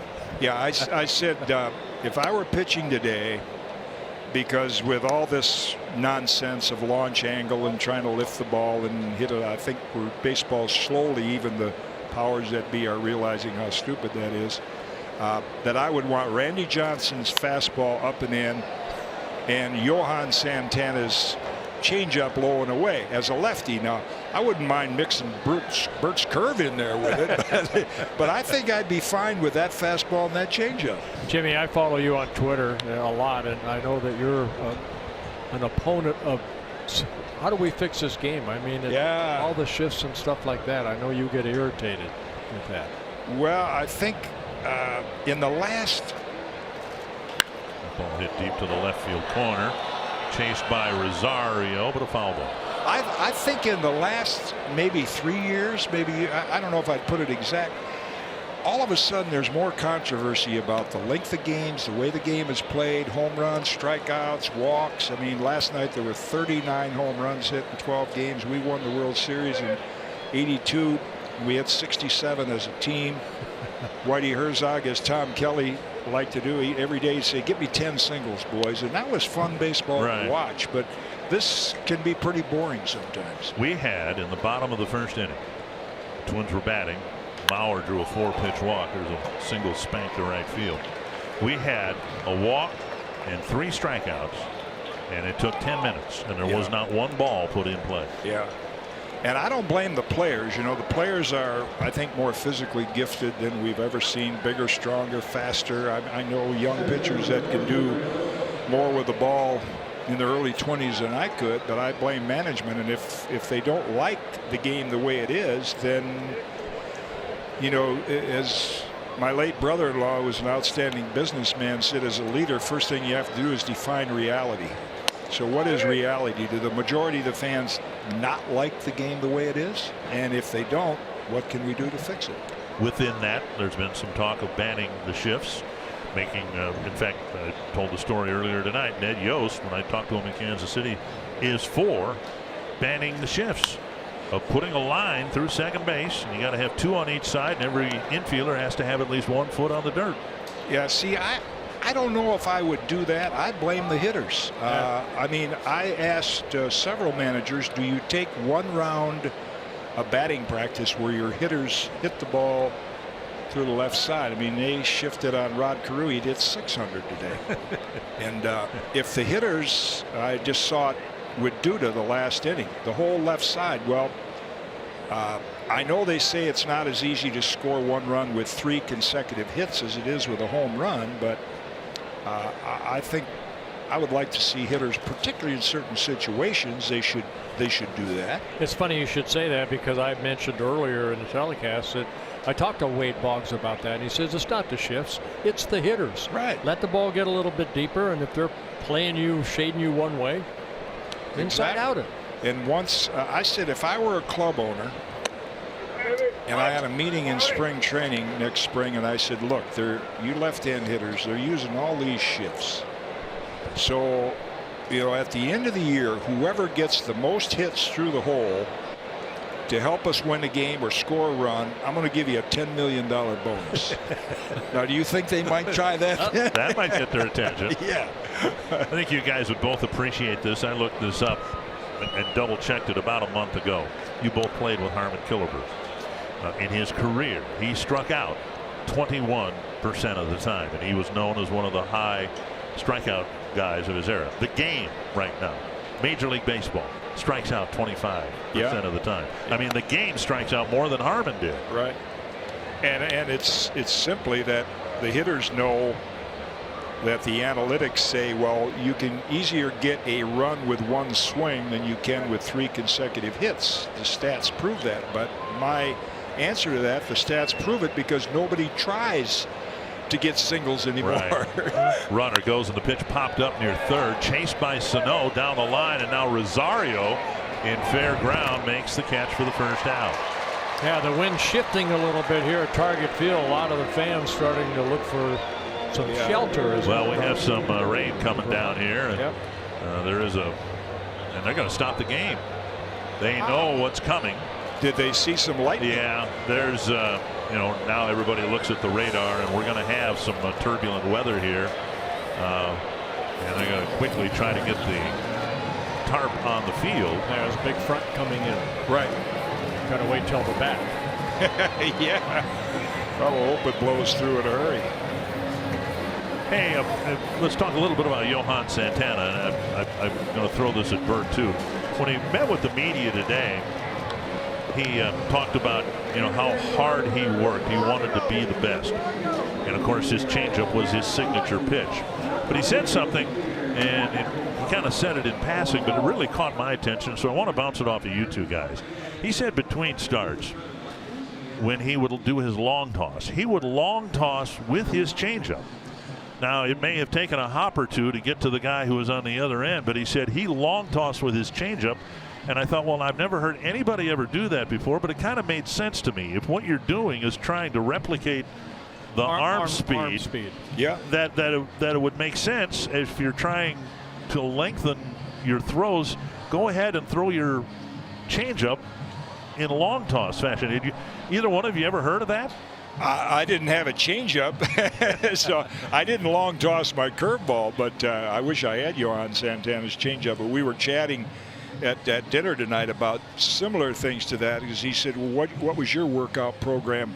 And I said, I threw off the mound almost every day. And he said, yeah, I like to do that too. Of course, now organizations will discourage pitchers from throwing, or you throw 35 pitches and you have to get off the mound, things like that. Fortunately, we didn't have those kind of restrictions, but I can understand why he would do that. I think, Trevor Bauer with Cleveland has some out-of-the-box ideas, but when you start to look at what he does, they're similar to what we did, but different technology. Like, he picks up a ball and throws it back in like he's going to throw it behind him.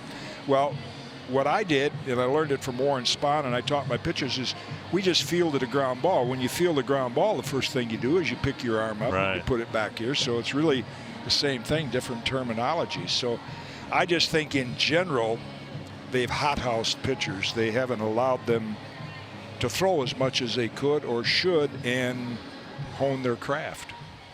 We threw a lot. We threw a lot. Yeah. And we're expected to go 9 innings, and we're expected to pitch every 4th day. And that was our job, and we conditioned ourselves that way by making sure that our foundation was strong and we got that second and third wind.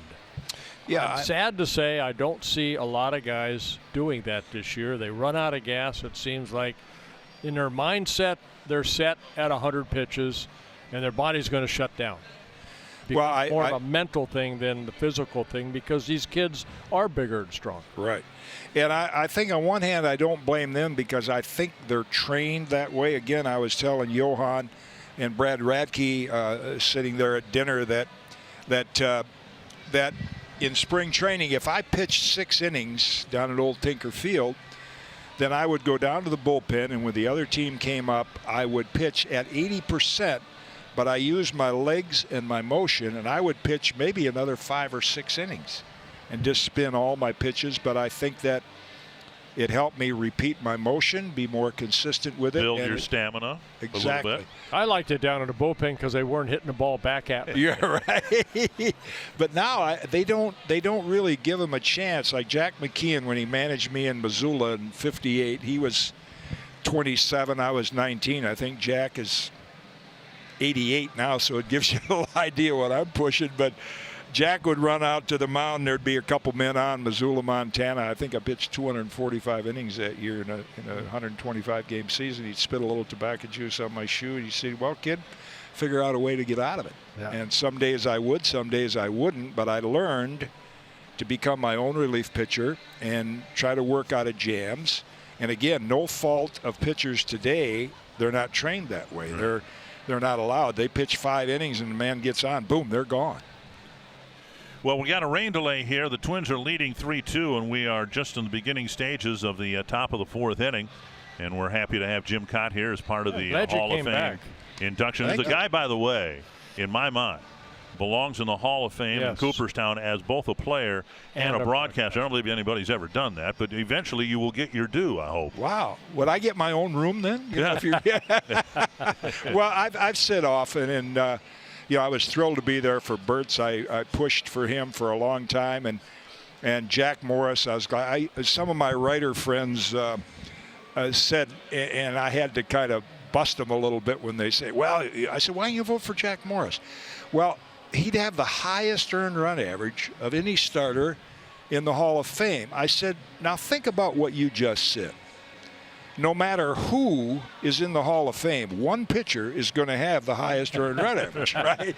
It's a fact. So I was glad to see Jack get in. I'm honored to be in the conversation. I've been there for many times for inductions. I think the Veterans Committee comes up a couple years for your class. I can't even keep track of it anymore. Yeah. It changes every couple years, but I've always said, it's a pretty simple process. You have to have 12 of the. You have to have the right 12 of 16 guys on the committee. Yeah. I was reminiscing on last Sunday when Jack was inducted into the Hall of Fame. I know you were there for Harmon's. I interviewed you. I don't expect you to remember that. But do you remember the day that Harmon was supposed to be inducted? It was raining. And back then they had the induction on the back porch of the Hall of Fame. And they were this close to postponing it to the next day. We're all getting soaked, and all the inductees and all the other Hall of Fame. Ernie Banks came out. And he walked out on the back porch, and to a thunderous ovation, right? Everybody was applauding. He looked up like this in the heavens, and he went back inside. And I swear to you, Jim Cott, 3 minutes later, it stopped raining. Wow! And I thought, this guy is good. That's Hall of Fame caliber right there. Yeah, I don't remember that, but obviously I remember Harmon's induction because Aparicio went in that year, Drysdale, Pee Wee Reese, and I think Rick Farrell. Yeah, and that was a great time to be there. I've been with Bert, and then several of my teammates, Bruce Suter, Mike Schmidt, and then broadcasters, Richie Ashburn, Harry Callis. So I've been to a lot of them, and it's always, for a baseball fan, a former player, you just can't duplicate it. You got to enjoy working with Bob Costas, too. I know you guys do, I believe, a weekly game? Well, we do only about 10 games. There's 25 showcase games. John Smoltz does 15. I do 10 or 11. But after my late wife, Mary Ann, passed away in 2008, I'd kind of retired, and then the MLB network launched in 2009. And a lot of my teammates, a lot of my friends were saying, oh, you got to go back to work. You got to go back to work. So I get a call from MLB Network, Tony Petitti. He said, I heard you might want to do some games. And I said, well, I don't know. I don't want to do a lot of games, and I don't want to travel that much anymore. He said, well, how many games would you like to do? And I thought maybe he had 30 or 40 in mind. So just kidding. I said, well, maybe about 10. And he said, wow, that's perfect. He said, that's all Bob Costas can do right now. And he said, I want to put you two together. So we've been doing games now for 10 years, but we really have a good working relationship. You know, he's such an avid baseball fan. And I think, as he mentioned at his speech in Cooperstown, it's comfortable. we don't get into a lot of the. We just talk baseball, watch the game like we're supposed to do, right? Right. Well, again, we've got a rain delay here, and we're going to have to hopefully resume play after a delay of some length. The Twins have a 3-2 lead. Jake Odorizzi was pitching to the Royals in the 4th inning, a man aboard with 1 out. And it's Hall of Fame weekend. Tomorrow, Johan Santana will be the 31st member of the Twins Hall of Fame. And we've got 2 Twins Hall of Famers here. 287 wins, Mr. Blyleven. 283 wins for Mr. Cott. Tommy John's out there, 288 wins. And let's hope that that both you and Tommy get in here sometimes. Well, thank you. That'd be fun. I appreciate that. And so with the rain coming down here in Minneapolis, we trust that Jim Cott will enjoy rubbing elbows with his fellow Twin Hall of Famers. We've got, 14 of them, I believe, are going to be here. Yeah. Tony Oliva, Bert, Jim Perry is here. Herbie. Brad Radke. Radke. Michael Kadire. And one thing that's really neat, too, with Johan Santana going into the Hall of Fame, a lot of his former teammates from various parts of the country or the world are coming in. J.C. Romero, Louis Rivas, Christian Guzman, great. Guys like that. They're all here, so it'll be a special night tomorrow, and we hope for better weather than what we've had here tonight. Hope so. Yeah. Juan Rincon. Juan Rincon's another one, absolutely. So we're going to take a break, and we'll come back to Target Field and hopefully eventually be able to resume this ball game here between the Twins and the Kansas City Royals. Jim, great to see you. Good to see you. Thank you, Jimmy. Bert. Fellow Dutchman. Yes, sir.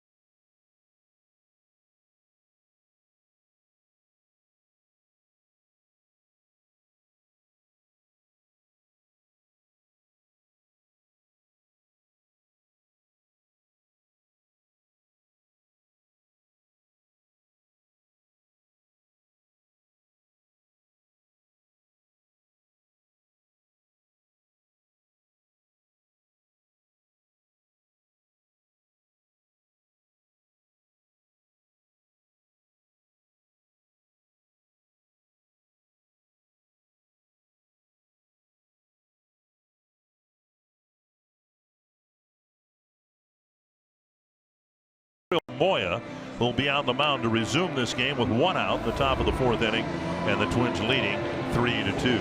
See Moya's appearances so far. Very good opponent batting average. Walks have been up a little bit. Actually, just 3 walks allowed, 13 strikeouts, so he's been pretty good. Yeah, Moya, 3 different stints with the Twins. This is his 5th relief appearance since being recalled for the 3rd time from Rochester. 9 1/3 innings and the 3 walks allowed, 13 strikeouts.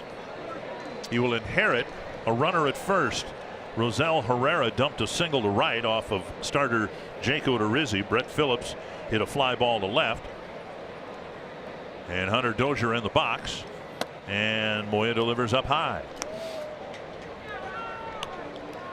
Moya will give you that sidearm type of delivery, fastball, slurve type breaking ball, and a changeup. Just 23 years old, out of Venezuela in his 2nd season with the Twins.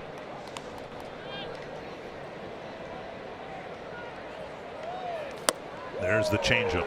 It is a devastating changeup. And the hope is that either on TV or in person, Johan Santana is looking at it and may be able to help Moya command it even further. 1-1 to Hunter Dozier.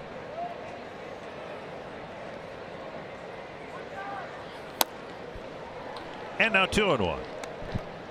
We hope that wherever the severe weather hit, that the trees have stayed upright and there's been no damage done. Brian Flynn will resume pitching for the Royals when the Twins hit in the bottom of this inning. 2-1 to Dozier. And that drifts outside, now 3-1.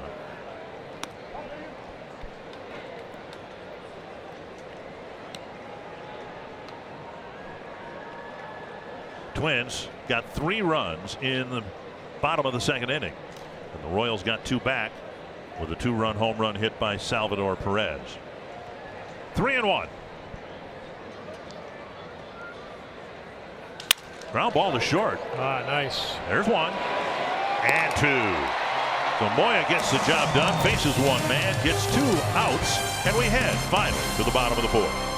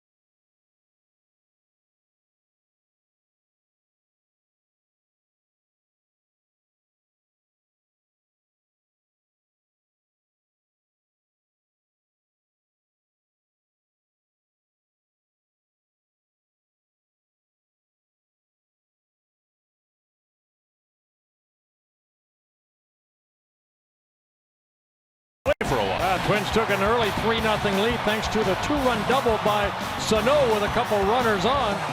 And then Joe Mauer with 1 out. Got a base hit, scored Sano from 3rd, made it a 3-0 lead, but then the Royals in the top of the 2nd.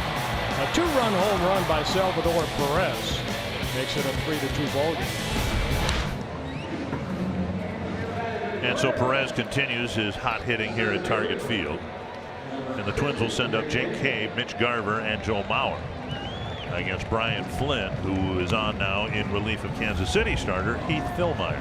Yeah, Flynn, one of those guys that can go multi-innings. This is his 31st relief appearance, 53 innings. He's walked 23 and has struck out 31. Doesn't give up many home runs, but you're right, he's averaged just under 2 innings per outing. So Ned Yost would love it for him to pitch 2 effective innings or more. Cave swings and misses, 1 strike. Cave singled in the 3-run second, got as far as third base, and the Twins had a base running mistake. Ended up making 2 outs in Eddie Rosario's at bat. Yeah, again, that was a tough play for Rosario, even though he got picked off at first base on the throw behind, because Mauer had gone down about a third of the way. And as a runner, you know, you just have to be kind of want to go to second, but he got caught.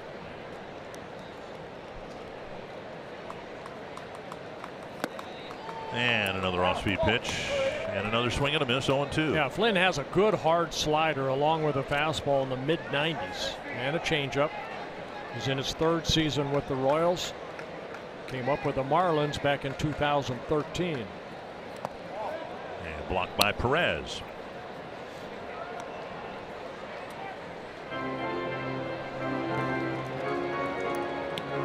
Angels beat the Indians 7-4.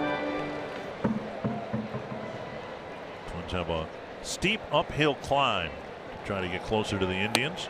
Cave strikes out, 1 away. Oh, good fastball right there at 94. Cave swings through it. Garver will bat. Stretch it out on the grass here at Target Field. It'll be dry by then. Yoga night presented by United Healthcare. Wednesday, September 5th. Participants will receive a Twins branded yoga mat, Twins game tickets, and an on-field yoga class. You can reserve your spot today at twinsbaseball.com/yoga. Here's Mitch Garver.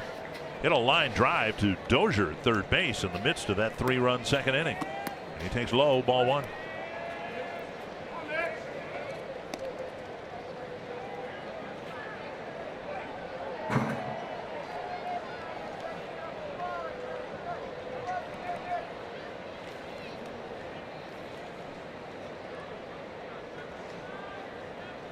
I am absolutely amazed at how well this field drains. If you weren't here for the hour-and-a-half rain delay, you could look at the field right now, and the warning tracks are a little damp, but you'd look at the grass in the outfield and think, well, it hasn't rained here in days. It's amazing. 1-1, and now 2-1. And the grounds crew, which just think of everything they've had to do beyond the baseball prep, which is a little more magnified when you've had a rain delay and you got to get the field ready. But they've had concerts, plural, 3 of them, to work around to get this field to look as nice as it does. Amazing work. Foul back. 2-2. Another concert coming up.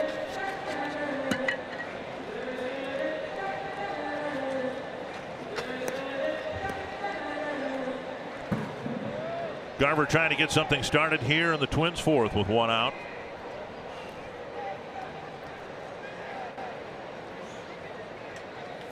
That's up the middle. Backhanded by Merrifield, and a nice play by Merrifield, and a nice scoop by Duda at first base. Yeah, 2 away. Very nice play. Even though you were talking about the infield, how good it is in the outfield, it's still a little slippery right there, but a nice backhanded play. Merrifield on the run. Short hops Duda, but Duda picks it right there. A nice play all around. Ball came up and got Merrifield in the heel of his glove, but he was able to get a good grip on the baseball, made a decent enough throw for the out. And now Mauer walked on 4 pitches in the first, had a long at bat, and delivered an RBI single in the second. Oh my! Mauer bounces out. You never see that happen to a Joe Mauer bat. Wow, 1, 2, 3, 4.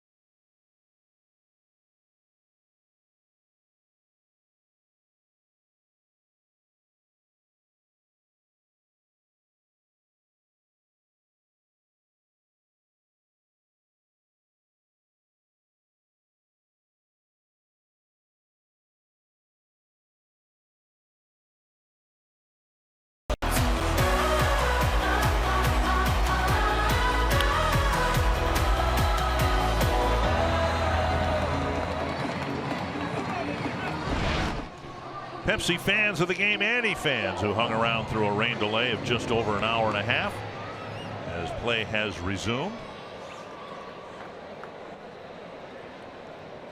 And we're happy that the game has resumed. Twins are leading 3-2.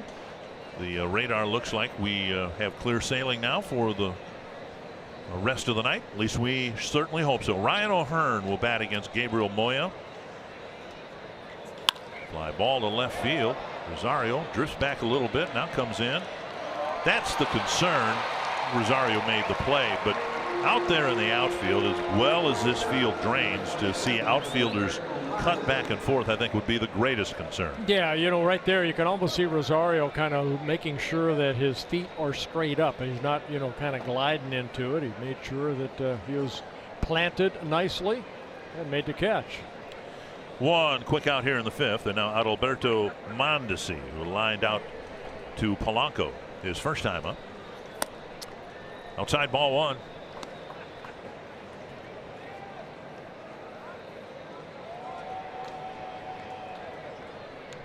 Orioles getting some encouraging signs from Mondesi, who's got the batting average well over 250. And we know he can bunt. A year ago, that was about all he could do. And so the Twins have to be on the alert. Sano playing on the edge of the grass.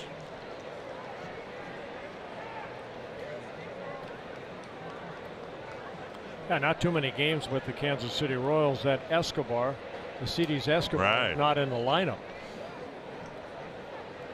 So Mondesi getting a good look at short. Also play some second base. But you got Merrifield there. Another changeup drifts outside.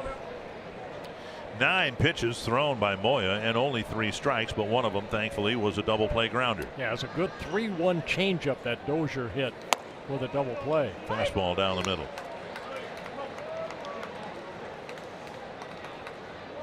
Yeah, it sounded like he broke Dozier's bat on the way to that ground ball to short for a 6-4-3 inning-ending double play. And now it's 3-1 to Mondesi.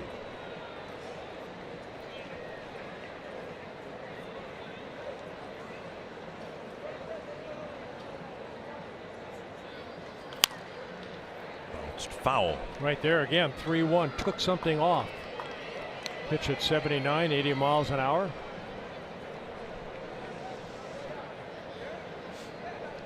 Mondesi, the son of former major league player Raul Mondesi, played 13 years in the big leagues, or 13 seasons, 7 major league teams. Another changeup, and Sano knocks it down. That's about all he'll be able to do, and Mondesi is aboard with an infield hit.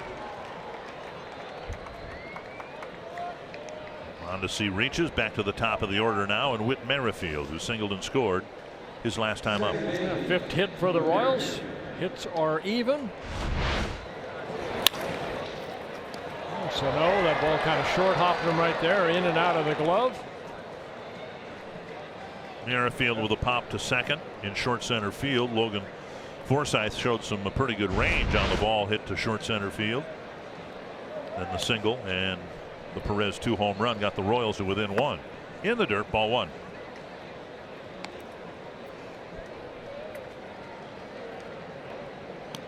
Mondesi at first base, good speed.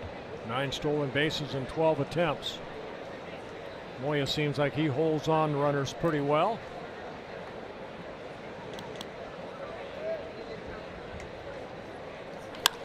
And a bullet to center, a base hit. Mondesi rounds second, on his way to third. Here's Cave's throw, and not in time. The Royals with a pair of 1-out hits, and now the tying run is 90 feet away. Oh, there's that speed of Mondesi right there. I think a couple things come into play right there. It was softly hit in front of Cave, but also with the turf being as wet as it is, see Mondesi right there kind of taking a chance. And Cave Good's throw, but Mondesi's speed gets over to third base. Head first slide. And now Gordon, a single and a strikeout.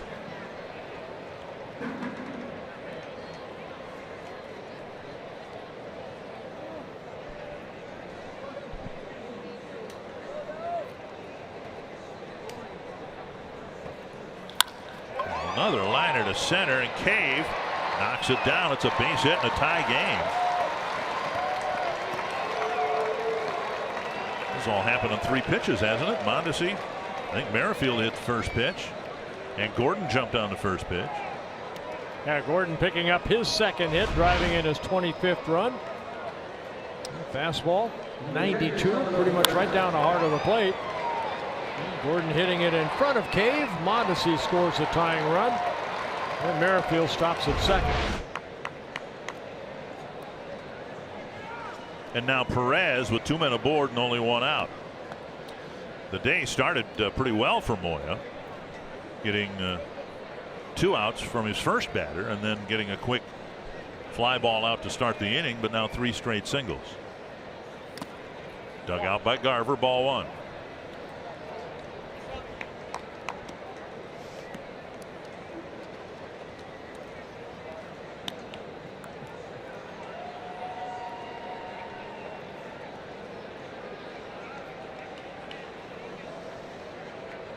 He's past Edwin Encarnacion and Jose Bautista on the list. And he goes to right field, a bullet for a base hit. Kepler charges. The runner will be held. And Mauer one-hops the throw from Kepler. 4 straight singles. And they've all been smartly hit. And now Lucas Duda. Yeah, Twins bullpen starting to stir around out there.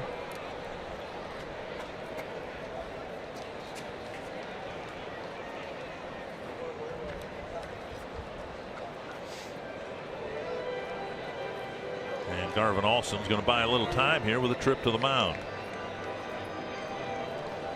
Duda 0 for 2, a fly ball to right and a ground ball hit into the shift. Trevor May getting loose.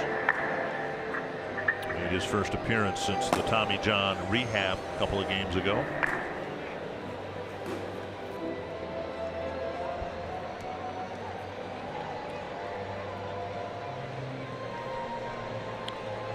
Moy will try to pitch out of this and get the Twins off the field in a tie game.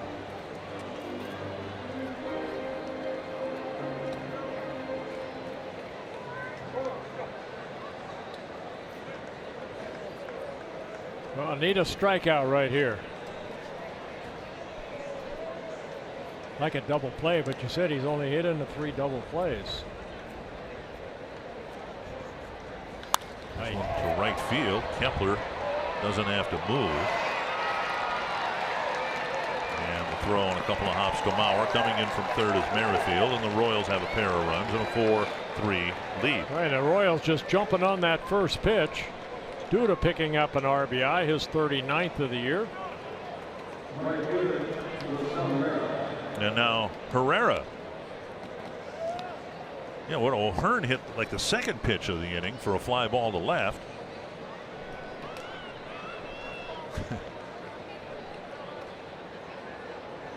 Moya has completed 7 plate appearances and thrown just 18 pitches. First pitch. Oh, what a stop by Sano. Wow. And a pick at first. Oh, Miguel Sano with one of the finest plays you'll see a third baseman make. It ends the inning in remarkable fashion.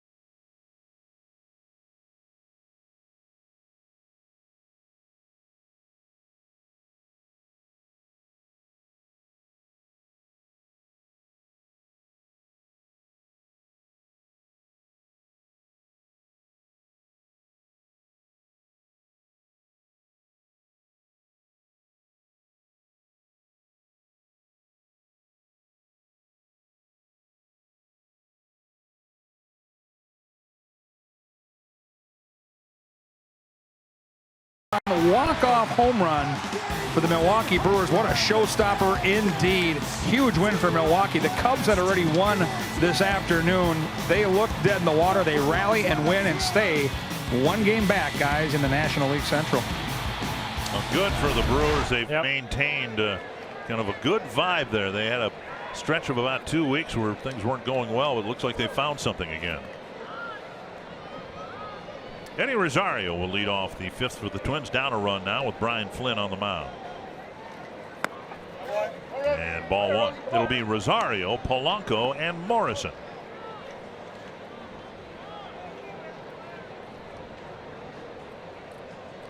Flynn had a quick time of it in a 1-2-3 fourth inning. And that's hit to left, a base hit. And Rosario's aboard. And the Royals and Twins, after the rain delay, are trying to bring back the single. Join Fox Sports North at the next viewing party, August 7th, beginning at 5:30 p.m. at McHugh's Public House in Savage. Watch Minnesota take on Cleveland. Enjoy drink specials. Register for the chance to win tickets and prizes and more.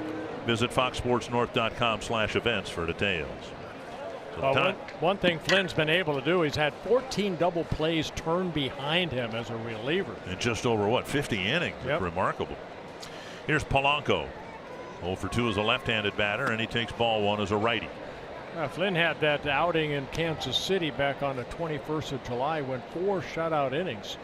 Ended up winning that ball game, getting a win in that 4-2 loss for the Twins.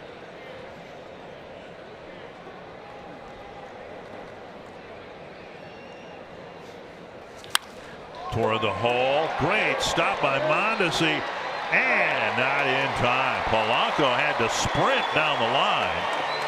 Mondesi with a wonderful play, but it's a base hit nonetheless. Yeah, Mondesi showed good range right there, going to his right, diving, and Polanco quick a foot out of that batter's box and down that line. So Mondesi right here dives for it, gets up quickly, has something on the throw. Polanco just beat it out. So back-to-back singles for the Twins. Here in the 5th inning, we've had 6 singles. And here's Morrison, who singled his last time up.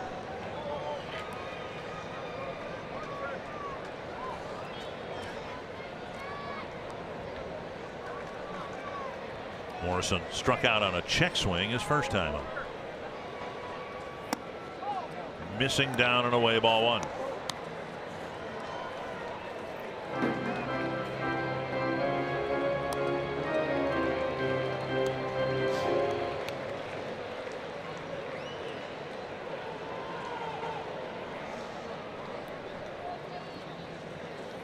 Taken for ball 2.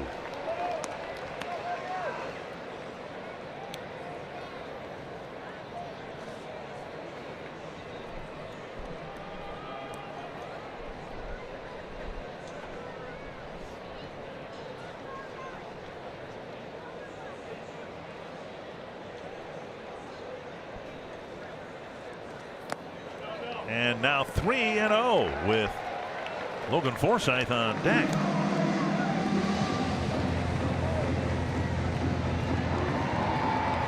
Control has been a bit of an issue for Flynn. He came into this ball game 23 walks, 1 intentional in the 53 innings pitched.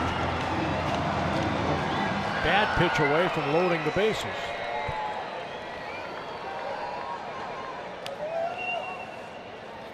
And a strike on the outside corner.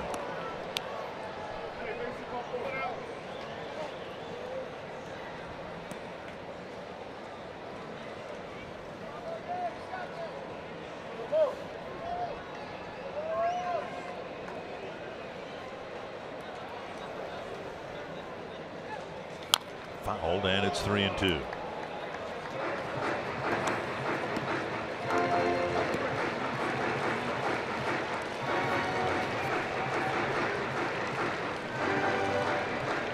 Big at bat here for Morrison. The Twins have just given back the lead. Now a couple of singles have opened the bottom of the 5th.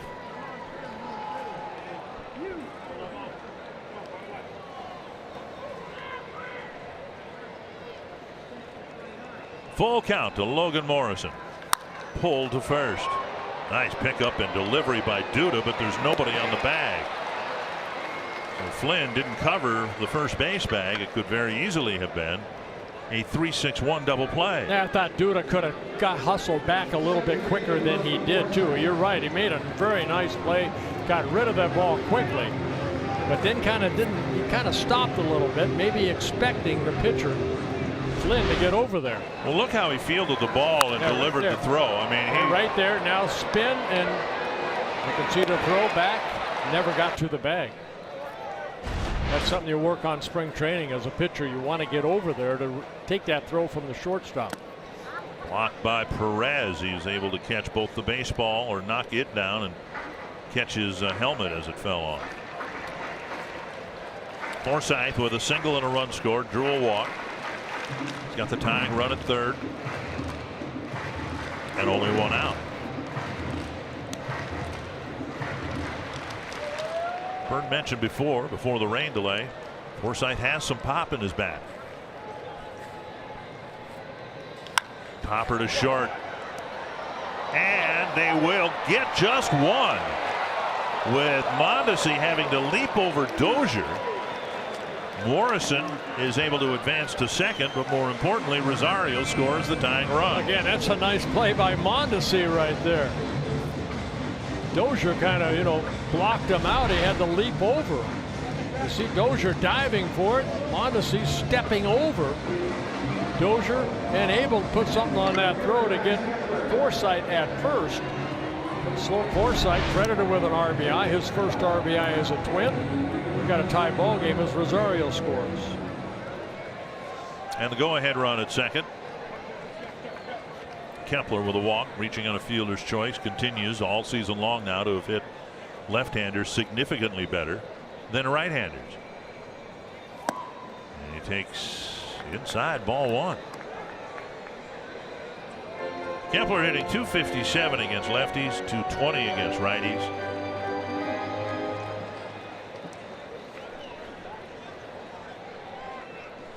Nine doubles and 5 home runs against left-handers. Perez has had quite an adventure here trying to block pitches in the dirt from Flynn in the 5th inning.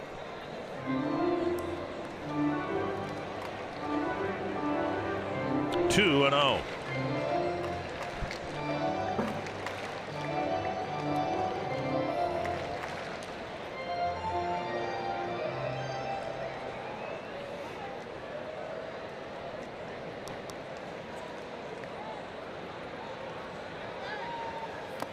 And another one in the dirt. 3 and 0. You can see Flynn at 6'7" create that downward plane, and last couple of pitches have been landing in front of Perez. Kind of a you could even see through the mask, kind of a forlorn look by Perez, like, can you get one to me in the air? Kepler takes a 4-pitch walk, and that'll bring up Sano, who for the 3rd time already tonight has come up with 2 men on base. Flynn walking his first batter. Sano drove in a couple of runs with a double in the 2nd and hit a fly ball to right field, right center field, with 2 on in the 3rd.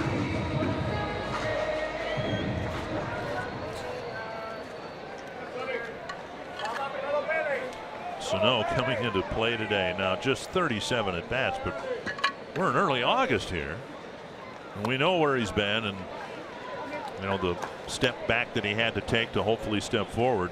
He's hitting 135 against left-handed pitching.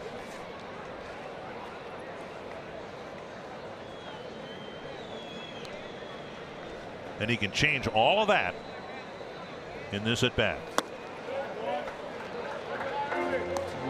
And Perez has seen enough. He's going to go talk to Flynn. Yeah, here we are in the bottom of the 5th inning, and that's, I believe now Kansas City has 2 left mound visits. Perez has been out there a couple times. We saw Cal Eldred make a trip. Any pitching changes that are made, those of course don't count. Right. Number 4 for the Royals, and we're just in the 5th inning. Weeks ago, I asked Bobby Wilson about the mound visit thing, and he said you just want to have 2 left for the last 2 innings because that's when most games are decided in the 8th and the 9th. 2-0 to Sano. Toward the hole. Great stop by Dozier, and he comes up firing.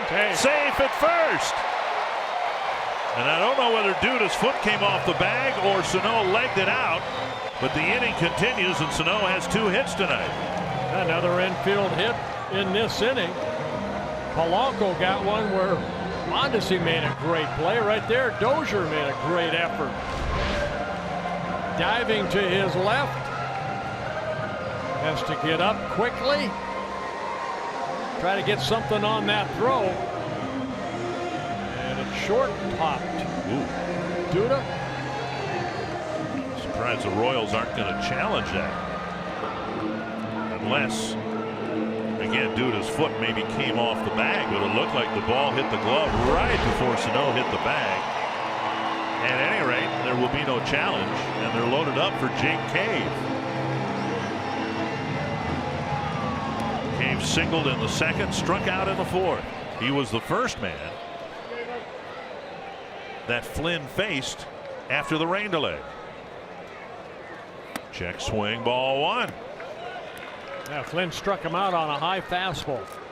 30 pitches for Flynn and only 14 strikes.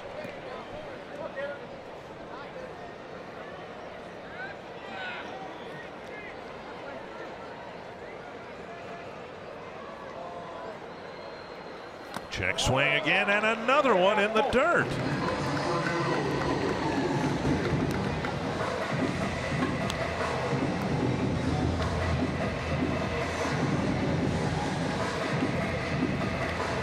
With a great chance here. Do some damage. Bases loaded, 2 out, and a 2-0 count. Swung on and missed.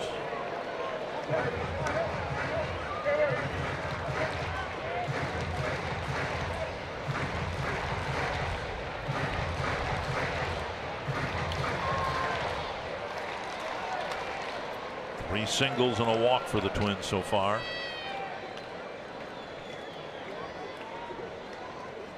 Inside, 3-1.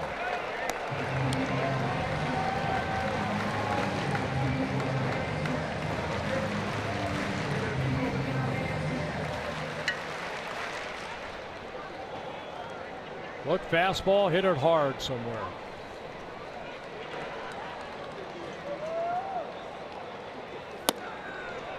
And now 3-2, and the runners will go.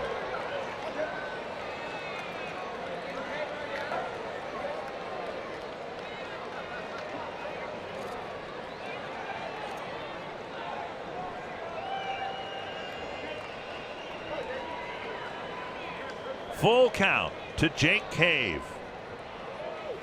Ball 4, and the Twins take the lead. A good walk by Cave. Second walk of the inning for Flynn, and it cost him a run. And Cave picks up his 16th RBI. See, Garver's really picked it up. Talked about Rosario maybe not having a great July, but Mitch Garver did. And he's picked up some big hits too. Walked off the Twins here the other night.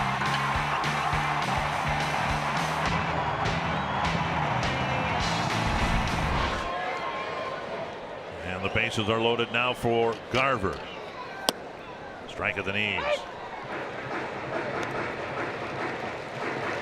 8th batter to bat. Now the Royals are firing up their bullpen as Trevor May continues to warm up in the Twins pen. Check, and another nice dig by Perez.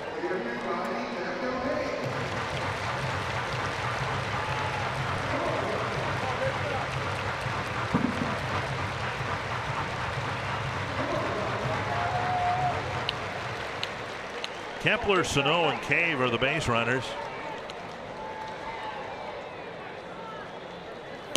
On the outside corner.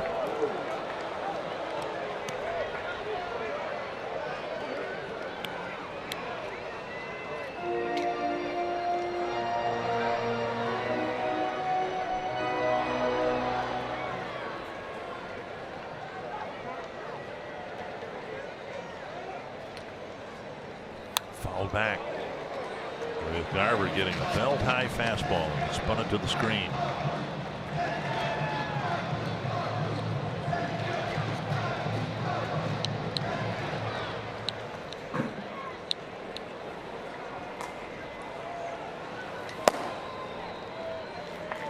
Glenn Sparkman warming up.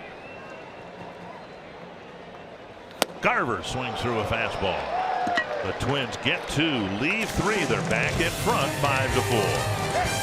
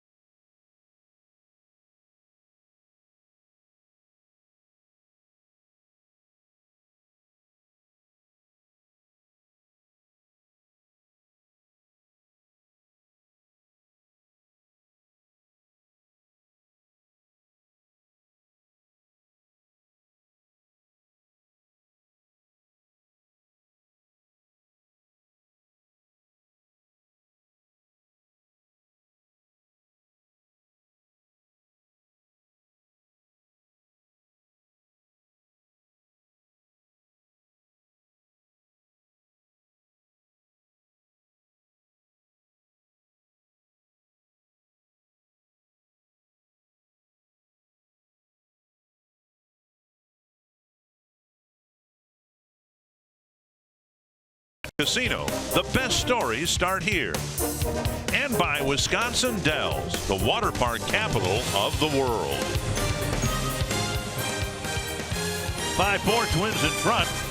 And we will head now to the 6th inning. And Trevor May, an intriguing option for the Twins, because when he was in Rochester, he actually made 4 starts. So he might be able to do what you said Flynn did so well in Kansas City. He might be able to take this game and pitch a few innings. Yeah, you hope so. But, you know, Trevor May made his finally a debut here on the 31st of July, just 4 days ago. 1 shutout or 1 inning against the Cleveland Indians. First time he had been out there a long time. Missed all of 2017, recovering from the Tommy John surgery. Long road back for Trevor May. Brett Phillips, the leadoff man. And May starts him with an off-speed pitch and strike 1. Phillips struck out on 3 pitches in the second, hit a fly ball to left in the 4th. There's no question about this guy's defense, his speed, and his tremendous arm. The question is whether he will be able to hit up here. A few trials with the Milwaukee Brewers, handful of at-bats. He'll get a much greater opportunity now with his new ball club. Little delay here as Sano swings over behind second base. 2 strikes to Phillips.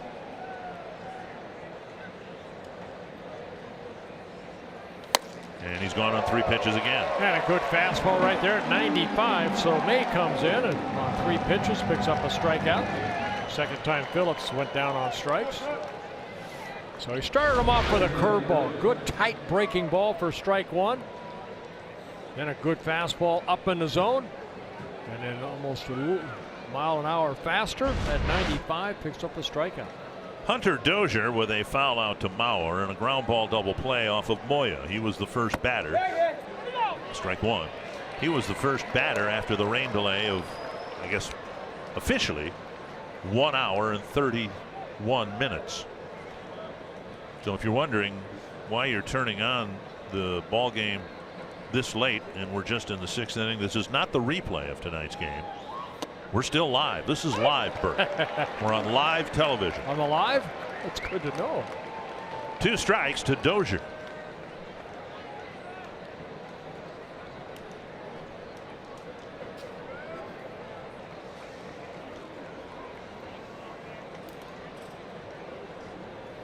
Up high. May got the 1 inning that he had been thinking about, I don't know about dreaming about, but thinking about for about a year and a half. Yeah. When he came out of the bullpen and pitched his inning, signaling that his rehab from Tommy John surgery was complete. You know, I went through that with my shoulder surgery, Dick. I missed all of 1991, and you go through the rehab in the minor leagues, which I did in '92, and come May when I came up, that's a day I'll never forget. Oh. You know, you love the game, you want to be around it, but when you're not part of it, I talked to Jason Castro today. You know, he's here in town, and you feel kind of left out. Into center field as Dozier waited on that breaking ball and spanked it hard up the middle for a 1-out single. That'll bring up O'Hearn. MLB At Bat is your #1 Twins app. You can customize your experience to catch every moment this season. Get Twins home screen icons and features such as the MLB.TV Game of the Day, pitch tracking, in-game highlights, live radio broadcasts, stats, news, and more. Download MLB At Bat today. Here is O'Hearn. Couple of outfield flies against 2 different pitchers. Odorizzi in the 2nd and Moya in the 5th.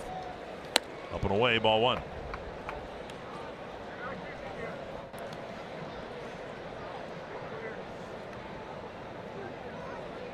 O'Hearn, 25 years old, getting an opportunity here. Called up on July 31st down in AAA Omaha. He had 232 in 100 ball games. And a long way. It's a foul ball. I'll say with some pop. 11 home runs in the minor leagues. Well, sometimes guys come up and you see the at-bats that they have in the minor leagues. And O'Hearn with almost 2,100 minor league at-bats. Gotta love the game. Yes, you do. Get paid pretty good money up here, but in the minor leagues, it's a struggle. So many of them who play for so long have young families. High fastball. It's a swing and a miss. 1-2 to O'Hearn.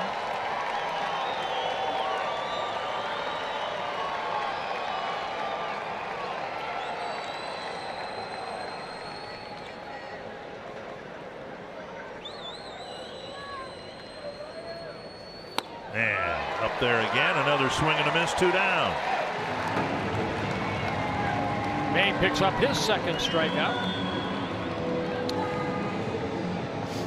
Another high fastball. You can see the uppercut swing of O'Hearn. Right there, trying to get the ball airborne. Swings through it. It's nice to see May's velocity at 95 because that's where it was pre-surgery. Consistently in the mid-90s. Mondesi takes outside a ball. And the Twins are getting now in August what they hope to get sometime in September from Michael Pineda, who is also coming back from Tommy John surgery and is kind of following the same rehab schedule. Pineda down in Fort Myers.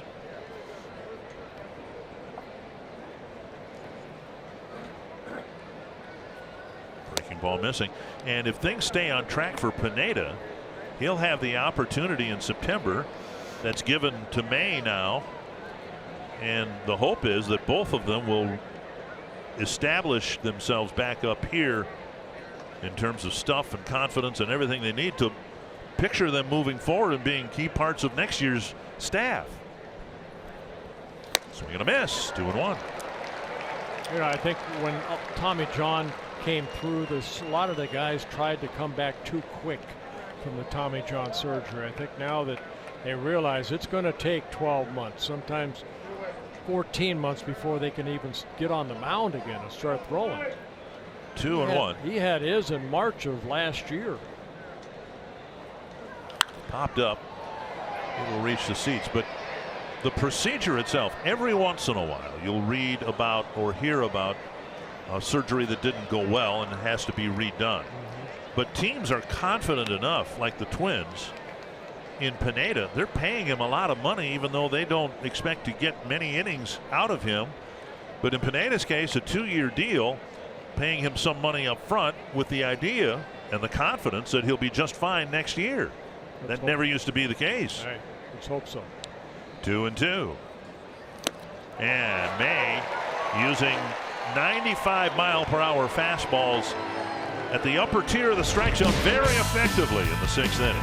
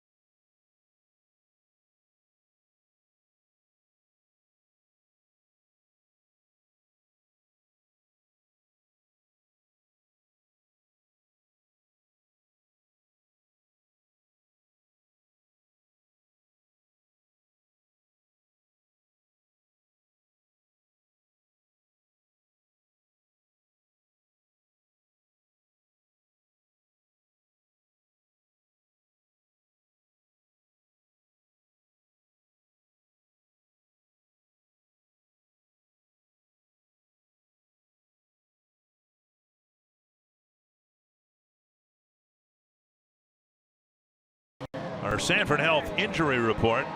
Byron Buxton put back on the disabled list. Paul Molitor said they'll have to wait and see whether they still reevaluate his wrist in 7 to 10 days. The hope is that next year the Twins will have 2 strong candidates for the Comeback Player of the Year award. Miguel Sano and Byron Buxton. Here's Mauer to lead off the Twins' 6th inning. Strike one. We've seen some encouragement from Sano. We've seen agility tonight. We've seen speed tonight. And the ability to take pitches. That's what we hope to see from Byron Buxton too. Hope that we'll see that sometime in September. There's a strike. 0-2 now to Joe Mauer. Flynn had a hard time throwing strikes in the 5th inning.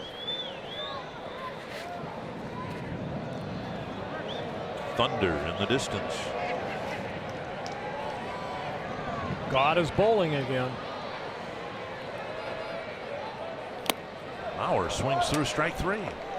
Good hard slider right there. Flynn picking up his 3rd strikeout.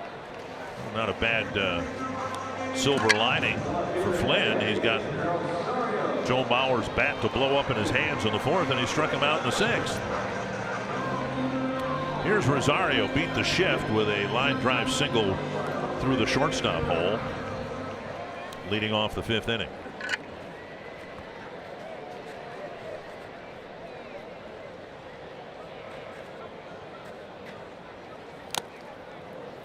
One strike.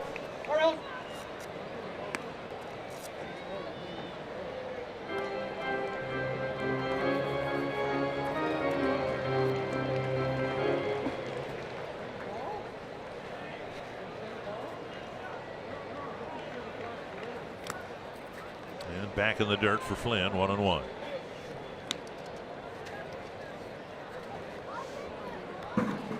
Flynn, a big man, 28 years old, 6'7", about 250, out of Wichita State.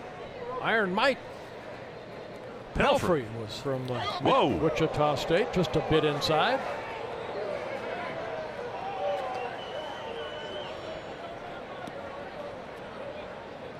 Two and one. Yes, to go to Wichita State, you have to be over 6'7". So the fastball underneath the arms of Rosario. Perez wanted nothing to do with it. 2 and 1. And now 3 and 1 with Polanco on deck.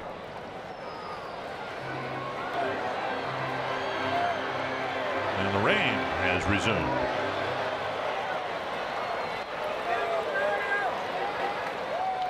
Ground ball, base hit into right field, and Rosario's aboard. And he's got 2 hits against Flynn here tonight.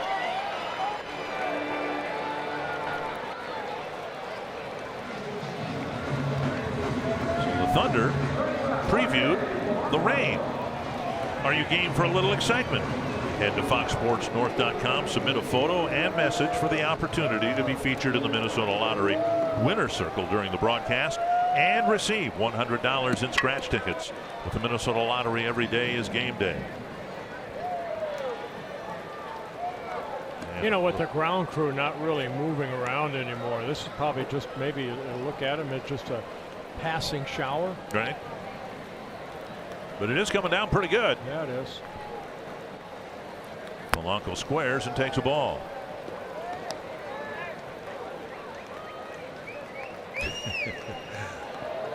And now lightning off in the distance.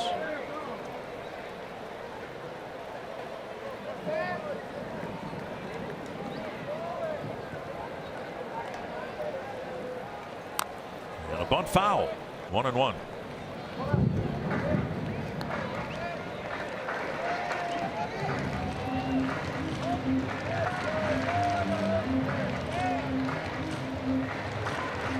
Guy to watch is the second base umpire, Bill Miller. He's the crew chief. He'll make the call on whether to stop the game or not.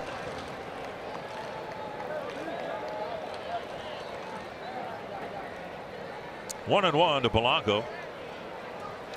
Got an infield hit in his last at bat. He'll take all the hits right-handed he can get. The average coming up a little bit, as you'd expect, with more exposure to left-handed pitching. He was dangerous from both sides of the plate in the final 2 months last year when he really caught fire. A high fly to deep left field. Down the line and foul.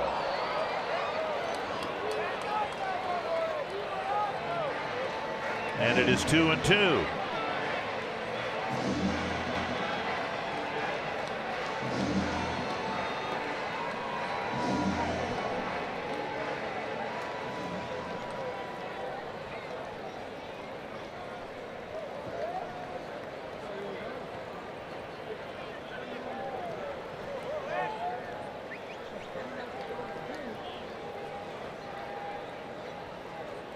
Inside, 3 and 2.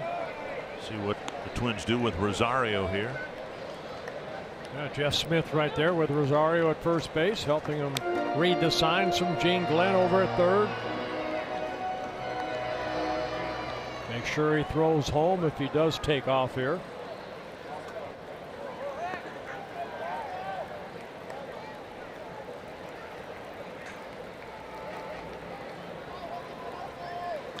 Laced into the corner with Rosario in motion. Rosario to third. The ball dies up against the fence.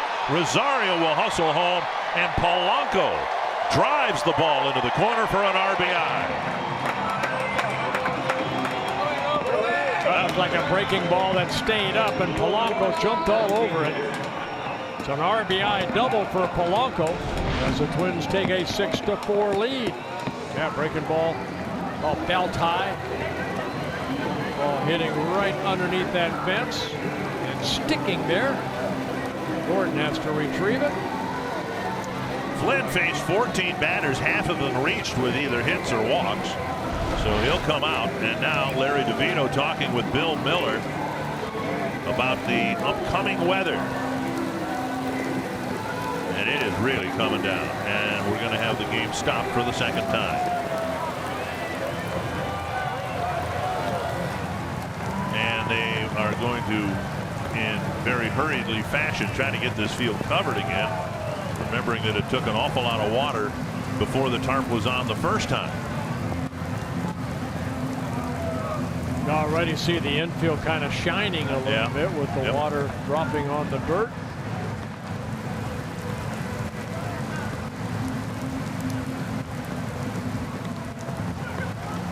Those men and women work hard right there. Now the Twins swinging their bats in the 5th and the 6th inning. And we will have another rain delay here, with Larry DeVito coming out of the radar room, which is just behind the Kansas City dugout. And imagine how heavy that tarp is right there to pull. Try to get it all the way across the infield over to the first baseline. Come on, we can do it. Eddie Guardado, number 18, is pulling the tarp there. Now they got to try to stretch it out over the rest of the dirt part of the infield, and because of the weight, there's Eddie, number 18, and they're having a tough time getting this infield covered. Trying to get some air under the tarp to help get the area around home plate and up the first baseline covered. How do those straps stay on by the way they're pulling them? Well, it's hard to get traction too, because half the people pulling the tarp are standing on dirt or mud, more appropriately, and it's just not going to budge. Here it comes. Come on. Maybe we should go down and help. Go ahead. Well, and I think once everybody on the ground crew trying to pull, once they get on grass, they might have some traction. Trying to put some air under the tarp, and it just doesn't want to budge.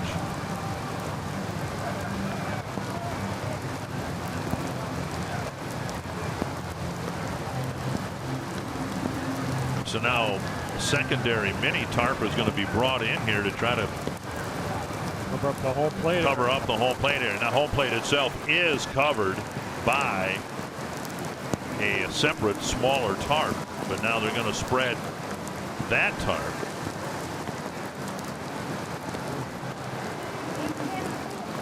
It's not easy. And there's a little area left about 30 feet up from home plate toward first base. But it is coming down about as hard as it has rained at all here today. So I'm tired. I've exhausted all my rain delay coverage. So we're going to applaud the grounds crew for doing what they did here. And we'll see how long the rain falls here in Minneapolis.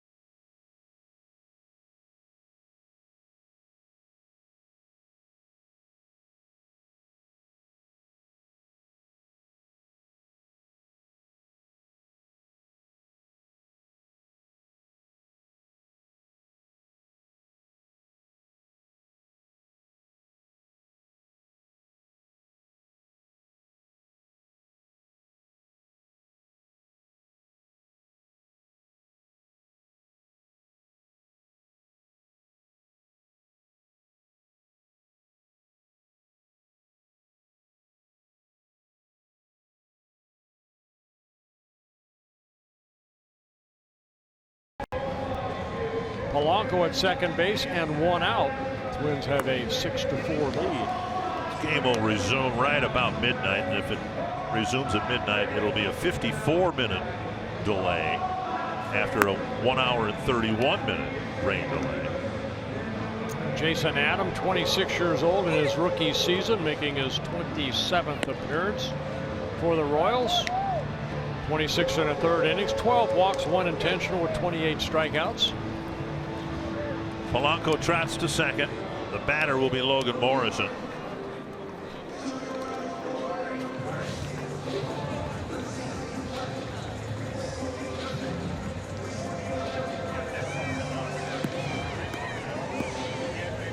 Hildenberger is warming up down in the Twins bullpen, so Trevor May asked to go just the 1 inning given the weather situation. There's Hildenberger. Twins with a 2-run lead, and we will have had rain delays of a little less than 2.5 hours between the two of them. Breaking ball off the plate, ball 1.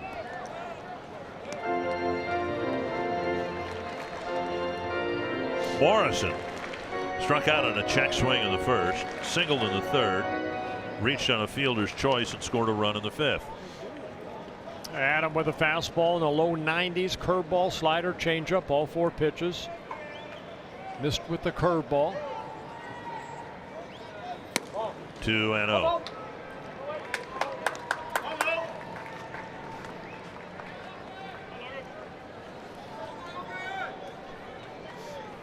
Polanco drove in a run with a double right before the second downpour.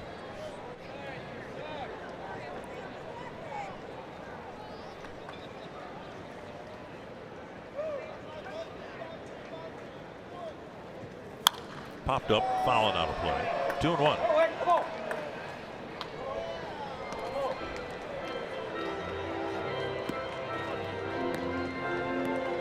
Twins got 3 runs in the second, 2 in the 5th, 1 so far here in the 6th.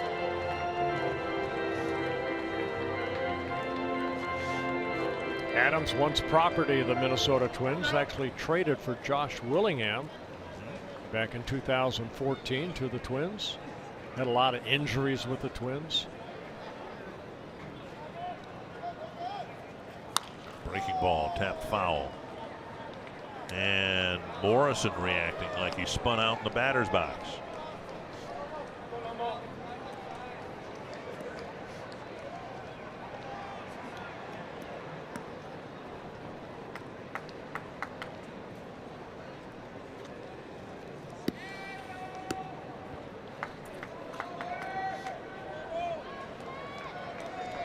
Two and 2.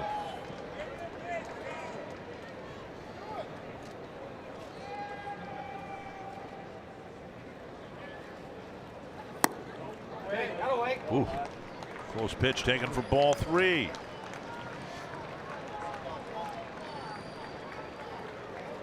The inning started almost an hour ago with Mauer striking out. Then Rosario singled, and Polanco drove his double into the left field corner.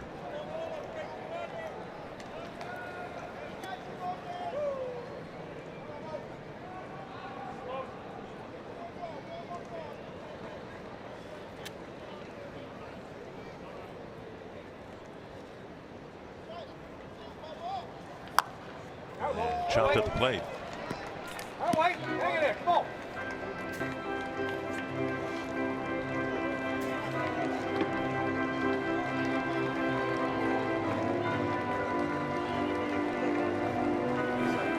Plenty of time for Hildenberger to get loose. Now just trying to stay warm, hoping the Twins can add to their 2-run lead.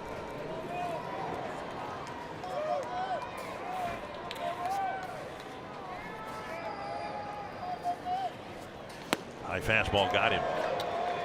So Morrison gone on strikes, 2 down, and that'll bring up Logan Forsythe. Morrison chased one upstairs, likely would have been ball 4. A high fastball right there by Adam at 94, 95. Forsythe has singled and scored, walked, and driven in a run with a ground ball. That's when Mondesi made a great play to get him out at first base, but Forsythe did pick up the RBI, his first RBI as a Twin. Mondesi had to leap over a diving Hunter Dozier in front of him. Strike one.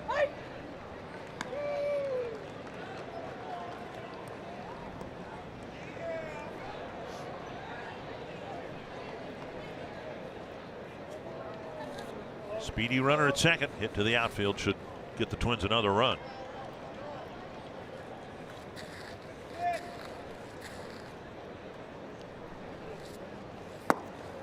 Missing down and in.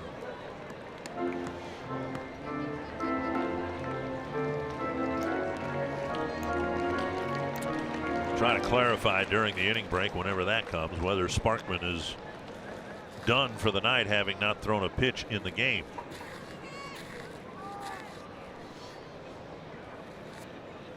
Breaking ball over for a strike. Good curveball right there.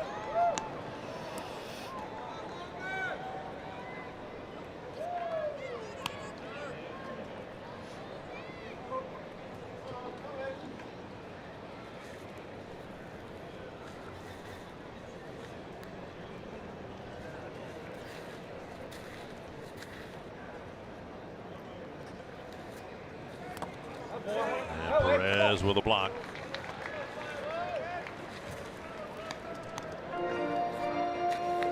Two and two. Biggest thing for a pitcher when it's rained like it has is where you land, your landing foot. Make sure that it's solid.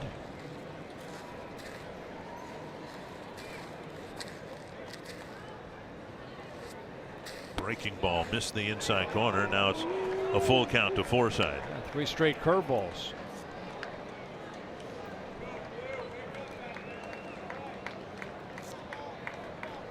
Logan Morrison had a 3-2 count before striking out. Now it's 3-2 to Forsythe with Kepler on deck. And a high fastball got Logan Forsythe like it got Logan Morrison. Twins get one and leave one.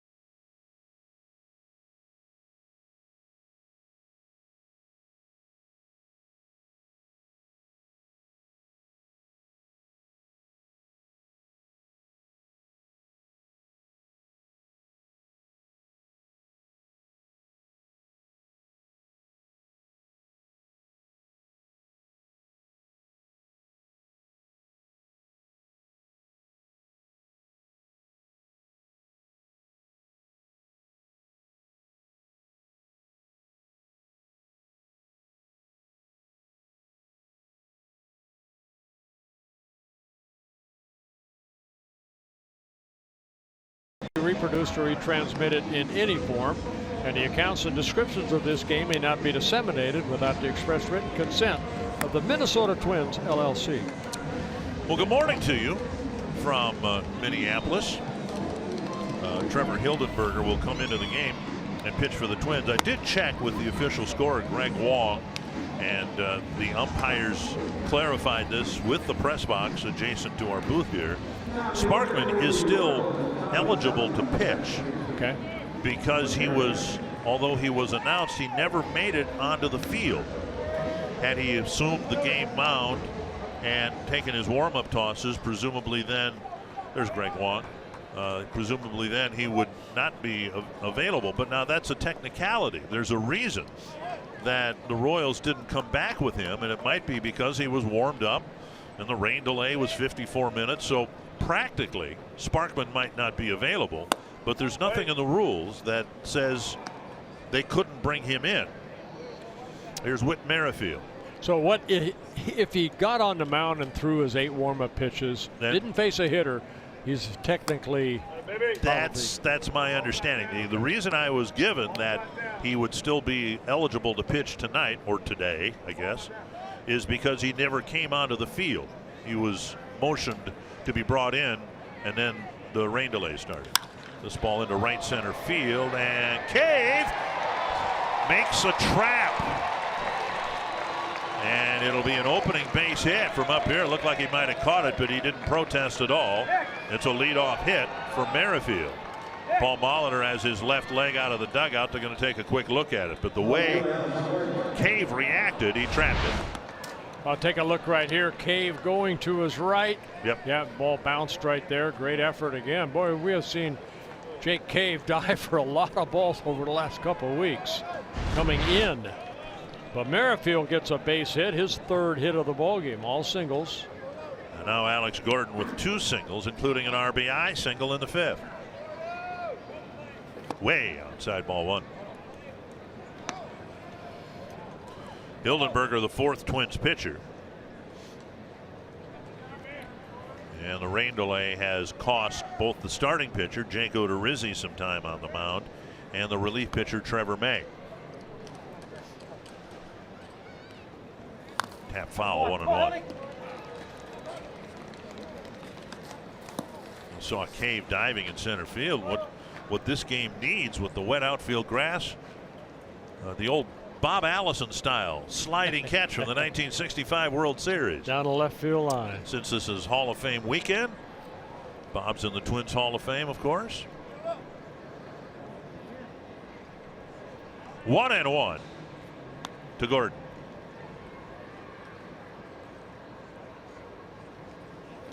And fouled back 1-2. Trevor tried to come over the top with that fastball. One thing with the wet infield, Merrifield at first base, 24 stolen bases in 29 attempts. Maybe cuts down his potential trying to steal second base.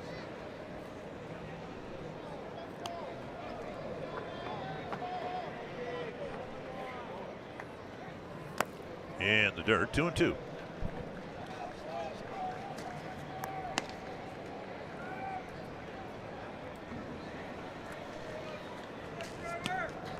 Marley given a few extra baseballs that'll probably be used before this inning is over with.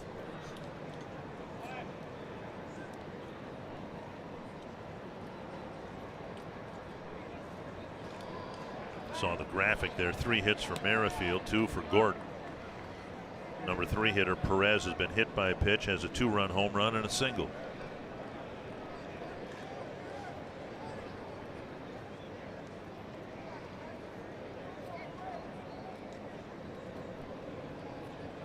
Two to Gordon.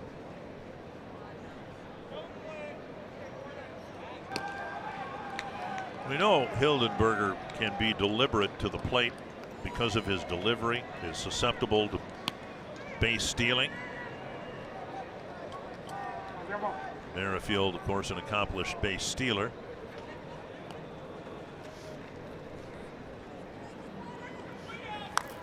Changeup, tap foul. As deliberate as Hildenberger is to deliver to the plate, he is just as deliberate to first base.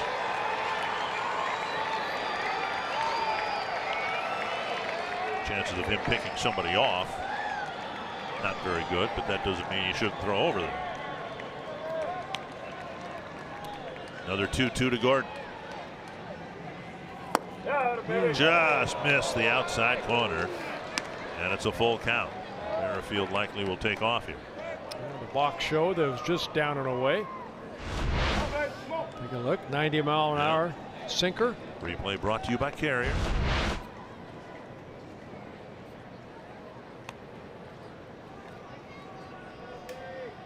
There he goes.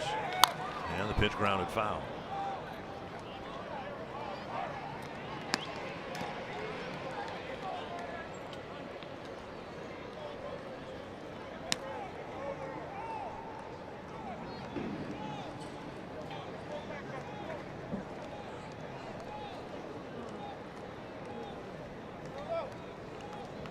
A lot has changed around Alex Gordon the last couple of years.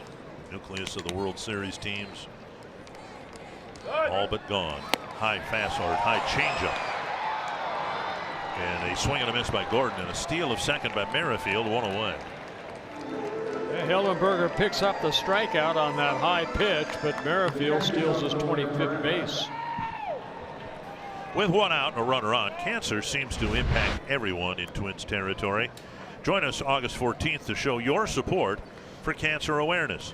Supporters purchasing tickets through this special theme night ticket package will receive a Twins cancer awareness hat. Color of the Twins logo on the front of the hat corresponds to the color associated with the most prevalent cancers seen throughout Twins territory. Visit twinsbaseball.com/cancer awareness for more info. Here's Perez. That is a foul ball. Alan Porter skipping out of the way. And Sal Perez looking down there like, how'd you miss that? From up here, it looked like it went right over the bag. Let's take a look right here. That went over the bag. Boy, that sure did. Nice athletic skip out of the way, but that ball clear looked like it went right over the fair side of the bag. One strike to Perez.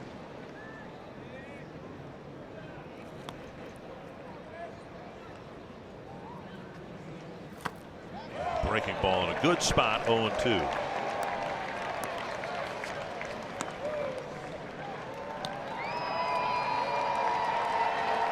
Here's what I mean about a good spot. Big sweeping breaking ball. Not only the break left to right, but also north to south.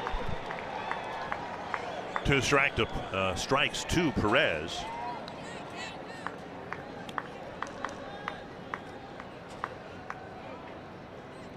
Garver sitting outside again.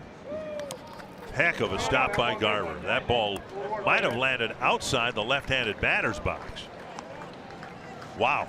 That's the improvement right there. Great job of utilizing his body, his chest protector, whatever, to keep the ball in front of him. Might have used his bicep. You can look right here. Yep.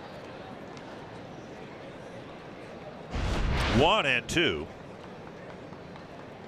Just a quick note. Plays in front of an umpire, fair or foul, are not reviewable. In case you're not aware and we're wondering why the Royals might not challenge that, those are not reviewable plays.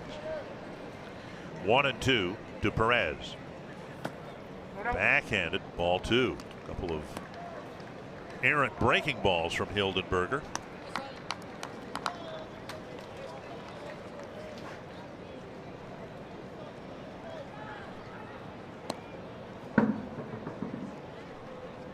All four pitches down and away.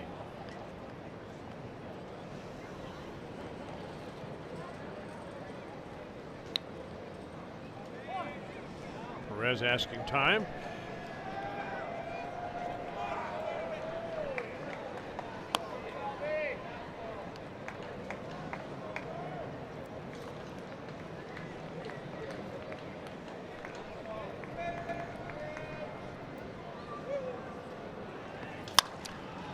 Lazy fly to short right. That's trouble. Kepler nice. makes a catch hip high and flips it in. Nice play by Kepler. You wonder about the footing and the ability to accelerate out there. Boy, that looked like that was just going to be a little doink into right field, but Kepler, maybe it was high enough to allow Kepler to catch up to it. Nice concentration, nice quickness to that baseball.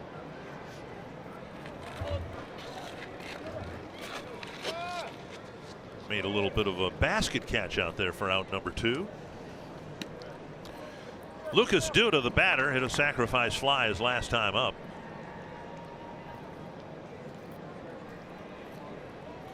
Hits are even at 10 apiece.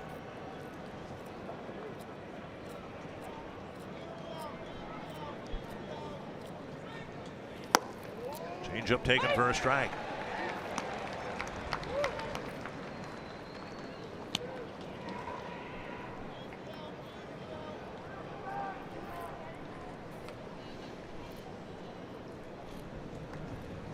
Polanco almost lined up behind the second base bag. Another changeup. This time a swing and a miss for strike 2. It's not only a straight change, he's got good movement on it. Yeah, I guess that would make it not a straight change, though, right? If it's dropping, the bottom drops out of it. 2 strikes to Duda. Hildenberger trying to strand Merrifield at second.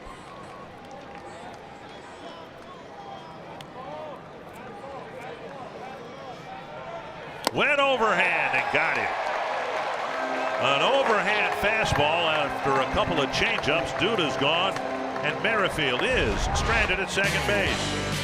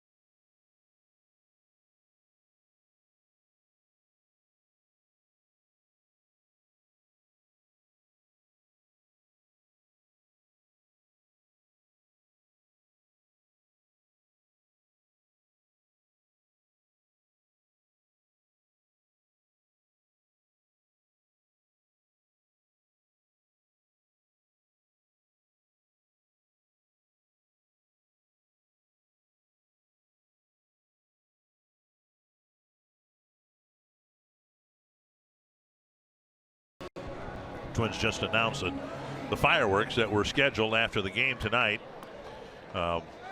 won't been canceled.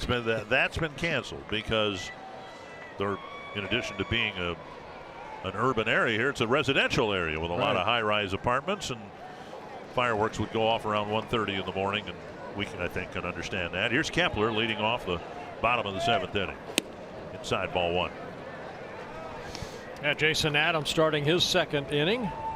Came in last inning, had a couple strikeouts. Struck out Morrison and Forsythe.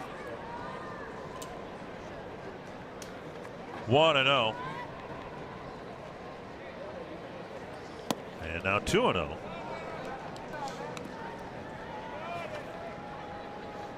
Kepler with a couple of walks. Also reached on a fielder's choice.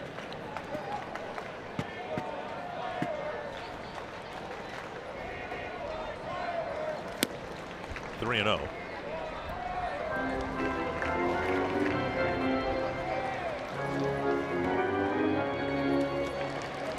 Sano on deck.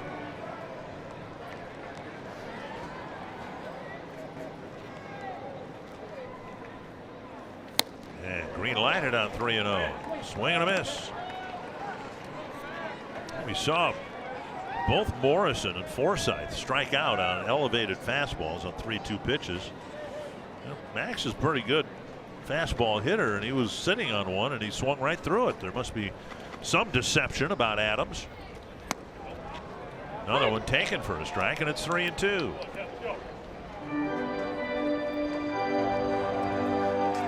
We are not the last game being played in Oakland.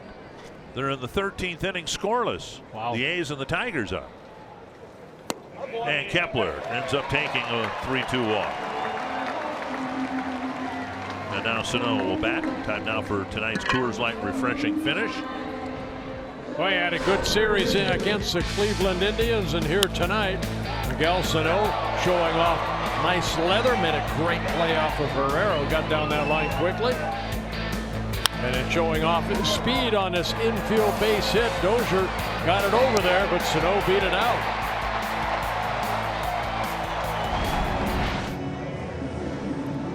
Ned Yost to the mound. And the bullpen door hasn't opened yet. And now it will, with Ned Yost asking for another right-hander. Sparkman? No, it's McCarthy. So a mid-inning pitching change at 12:24 in the morning.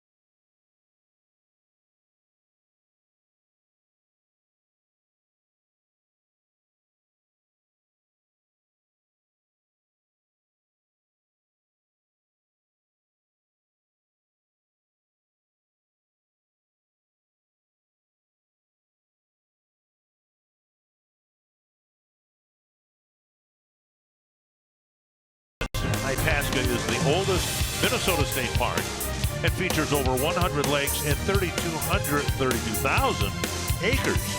Find endless ideas for the perfect getaway at exploreminnesota.com and share your favorites with #OnlyInMN. You ever done that? Gone up to Itasca and crossed the headwaters of the Mississippi? No, I have not. Maybe one day I'd like to do that. I've done it twice. Once as a teenager, then once as an adult with kids. And my kids danced across it like they were elves, and I was tiptoeing and making every step very carefully. Here is Sano. Well, McCarthy in the ball game, making his 40th appearance. Fastball at the knees. Fastball, hard slider, and a changeup for Kevin McCarthy, 26 years old in his third season with the Royals.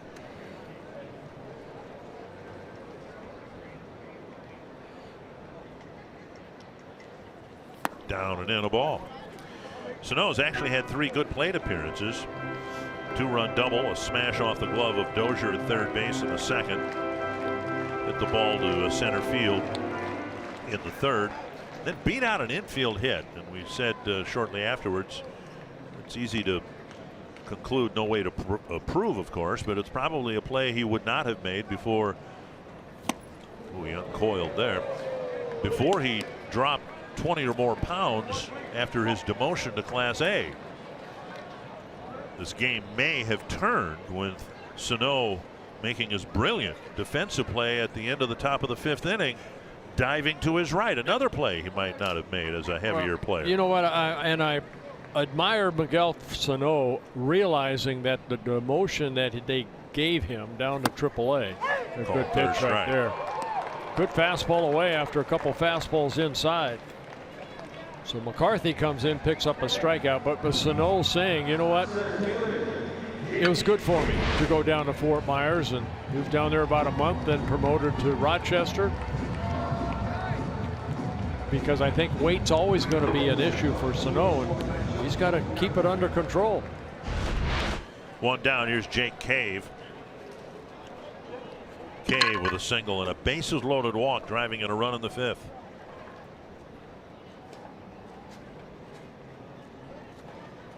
Kepler dives back.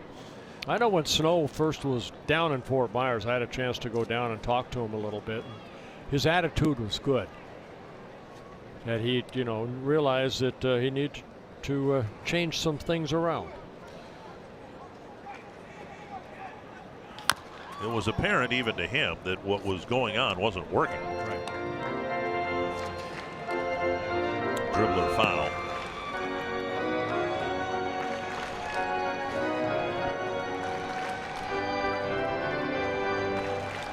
That'd be all right, wouldn't it, next year if both he and Byron Buxton tied for the comeback player of the year? Hope so for both of them.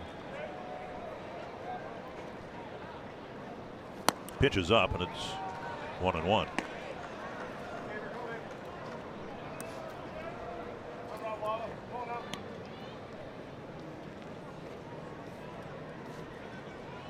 In Buxton's absence, Cave has been given an opportunity.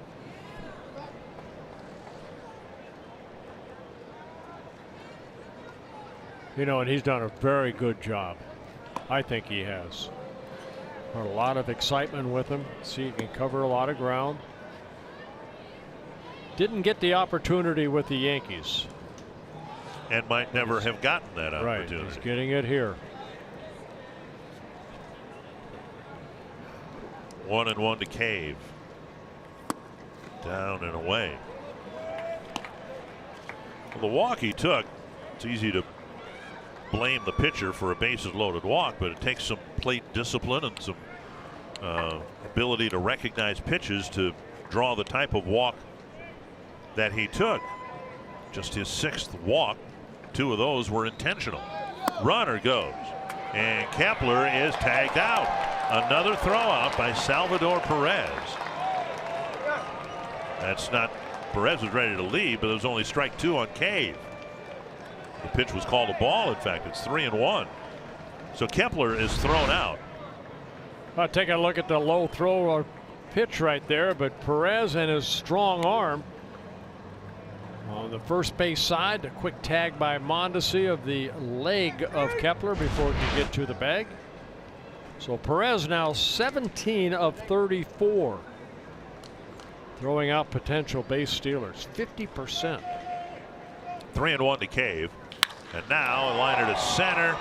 And Phillips dives and makes a nice catch. So the Twins send just 3 to the plate in the 7th.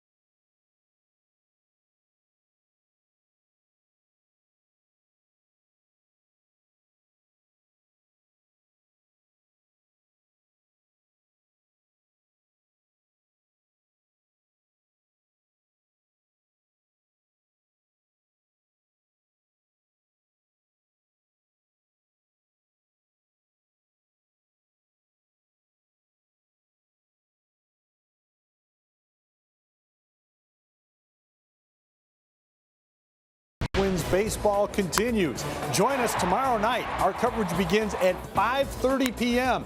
as the Twins continue their series with the Kansas City Royals. That's Saturday night at 5:30 on Fox Sports North. Well, the Twins trying to win the opener of the series. They feel like they got stung by the Royals at the start of the last road trip. And Al Molitor pitching this ball game inning at a time, not by choice. But it'll be Taylor Rogers pitching the 8th inning. Yeah, Taylor, 43 innings, only 13 walks, 3 of those intentional with 47 strikeouts. So he's got Herrera, then a lefty Brett Phillips, and then Hunter Dozier, another righty here, ready to face him in the 8th inning. Outside, ball 1. Taylor with a fastball, a couple types of curveballs. Not much of a changeup. Uses that curveball as an off-speed pitch. Hacked foul. Again, if you're wondering why this is a live broadcast after 12:30 at night, first we had a rain delay of an hour and 31 minutes, and then later another rain delay of 54 minutes.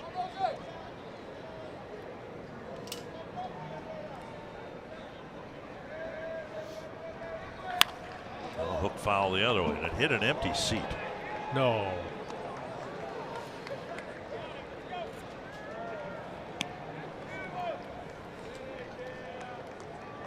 One and 2 to Herrera.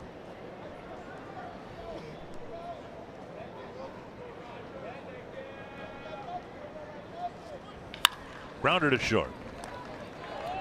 And Polanco over the first in time to get the speedy Herrera, 1 away. That'll bring up Phillips. Tomorrow, one of baseball's best rivalries heats up. Giancarlo Stanton and the Yankees taking on Mookie Betts and the Red Sox in an American League showdown. Coverage begins at 2 Central on FS1, where you can stream it live on the Fox Sports app. And technically it is today because it's 12:35 in the morning. Here's Phillips. A fly to left, sandwiched by 2 3-pitch strikeouts.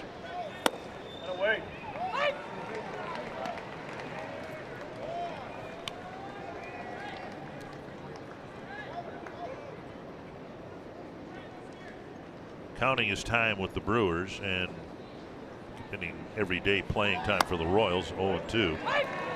Phillips now has 25 big league at bats and 13 strikeouts.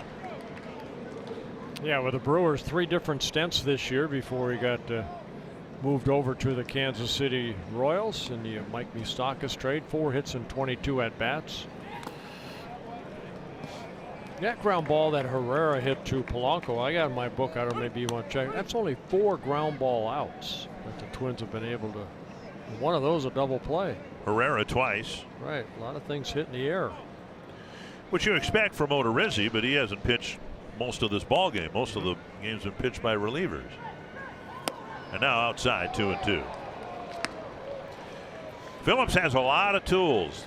The Brewers liked his physical tools. The Royals obviously did. He'll get an opportunity here in the last 2 months to prove that he belongs in the big leagues. 2-2 from Rogers. Got him looking. 2 down. Yeah, Taylor went fastball in and picked up a strikeout. See where the Garver wanted that pitch away, but at 95. It was in the box right under the umpire's mask. 2 down, and now Hunter Dozier.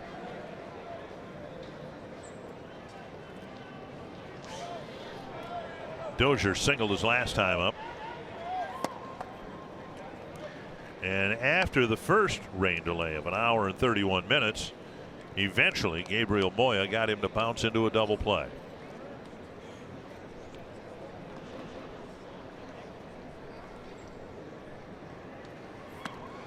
Swing and a strike, 1-1.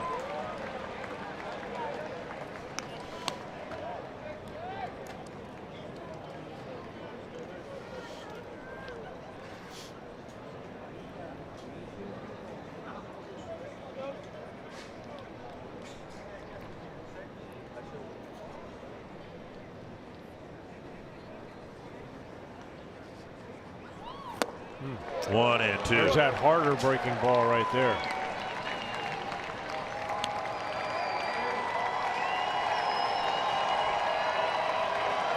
The tightness of this breaking ball.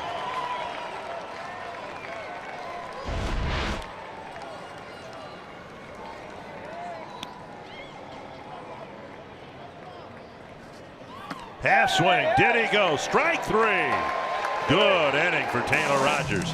Couple of strikeouts in a 1-2-3-8.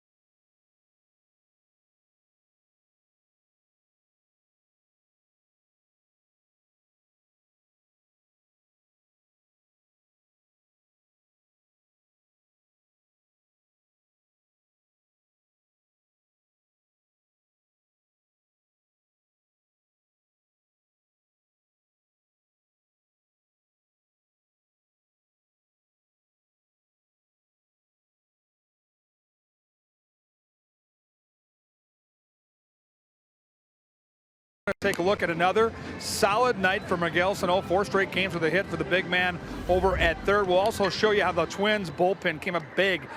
A lot of adverse conditions tonight besides the field conditions, all the breaks in this one. And we're going to take a look at Jose Barrios, who tomorrow night, fittingly, as Johan Santana goes into the Twins Hall of Fame, takes the ball for the Twins. Another guy that if he has the type of career it looks like he might have, could be a guy we celebrate years to come, gentlemen. It should be fun. After 5.5 hours of baseball, let's see if the Twins can add to the lead right here. Yeah, it's good to see you're still awake, Kevin. Atta baby. 5.5 hours of baseball. We've only had about 2.5 hours of baseball. Mitch Garver will lead off the bottom of the 8th inning. First pitch, he was sitting on a fastball from Marr at 98 and fouled it straight back. And Marr, a hard-throwing right-hander, making his 40th relief, excuse me, his 20th relief appearance in his 2nd season with the Royals. And now a breaking ball, and it's 0-2. Fastball, good slider, and a changeup. That last pitch, that hard slider.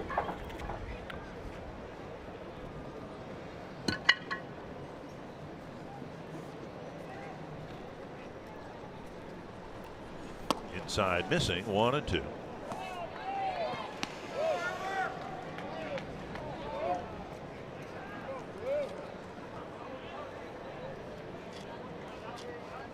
Everybody in the lineup has been on base except for Mitch Garver tonight and this morning. And now he's on base. A sharp single to right. And another good 2-strike approach by Mitch Garver. Oakland beat Detroit in 13 innings. We're the last game standing. Now we got that going for us. Which is nice. There's Mauer facing Maurer. Had this matchup in Kansas City. And I guess it was in the last homestand. And Joe got a big base hit against Brandon.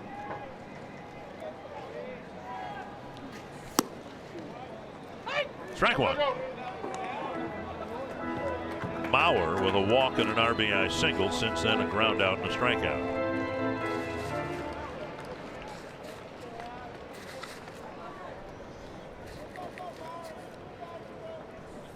One and one.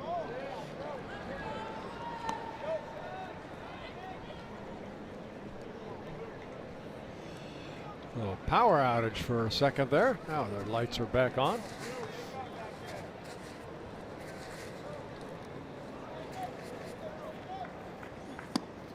outside, and it's 2-1. That'd be the last thing we need. Another delay because of a power outage.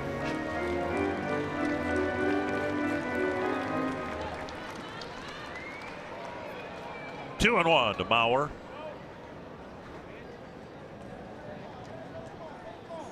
And a strike. As disruptive as the rain has been here, not that you can control these things, but better that it happens tonight than tomorrow. Tomorrow's going to be a special night with the Hall of Fame induction and Barrios on the mound. 2-2. Close pitch. How does he take those pitches? Such a good eye. It's a full count now. Twins have already had one runner thrown out by Perez. Doubt that they'd send Garver here. Remember the at-bat in the second inning when he picked up the RBI single? Yeah. Villmeyer made some really good pitches. He fouled them off, and then he left one up, and Joe got that RBI single. Garver goes, and the pitch hit to left. Gordon going back, and he makes the catch and is able to stop his momentum on the soggy warning track. Nice play by Gordon. One away. Join the Twins season ticket holder family today. Get the best seats at the best price. Be instantly enrolled in the Sweet Spot Benefits and Rewards program. Benefits include a 10% discount on food, beverage, and merchandise, early entry and select dates to watch Twins batting practice, and much more. Visit twinsbaseball.com/season tickets to learn more. Here is Rosario. Hits his last two times up and runs scored after his last two at-bats.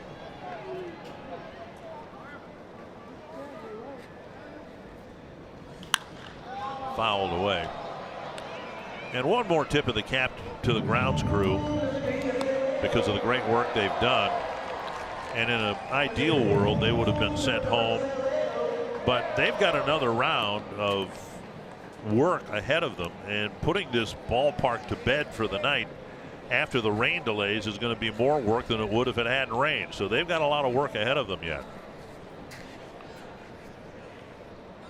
One strike to Rosario. Swung on, missed, and it's 0-2. Yeah, fastball at 98.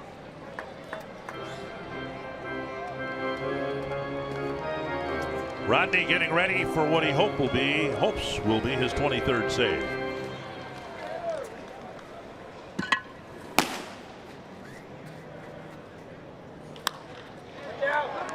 And caught on the fly by the shortstop Mondesi. A line drive for an out, 2 away. And that'll bring up Polanco. Polanco with hits his last 2 times up.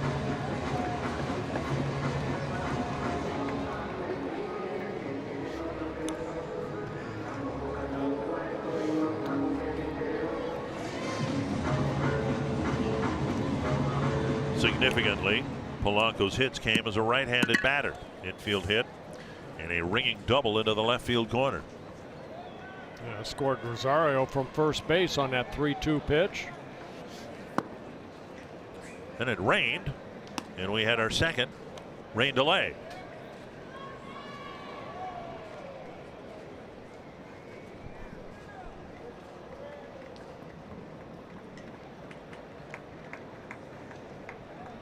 One and 0 to the Twins shortstop.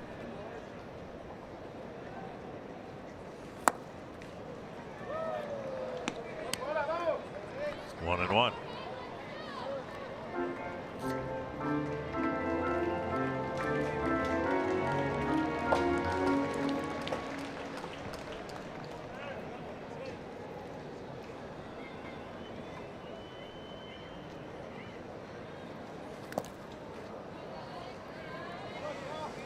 Two and 1.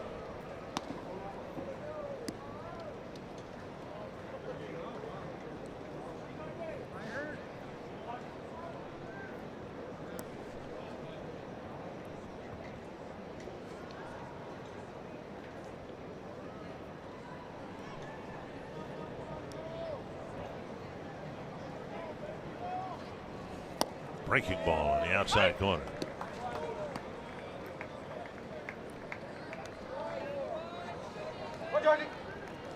Marlar has pitched for the Mariners, Padres, and now in his second season with the Royals.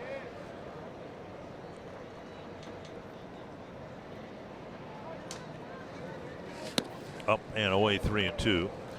And Garver, who started this inning with a single, still at first base, will take off. Duda looks like he's going to play behind the runner.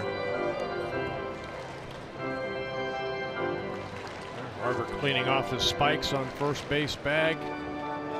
See if he can fly around the bases. The friction alone should clear his spikes off, I would think. There he goes. And a high fly to center, and Phillips retreats. And now comes in to make the catch. To the ninth, Fernando Rodney will try to save and protect the 2-run lead.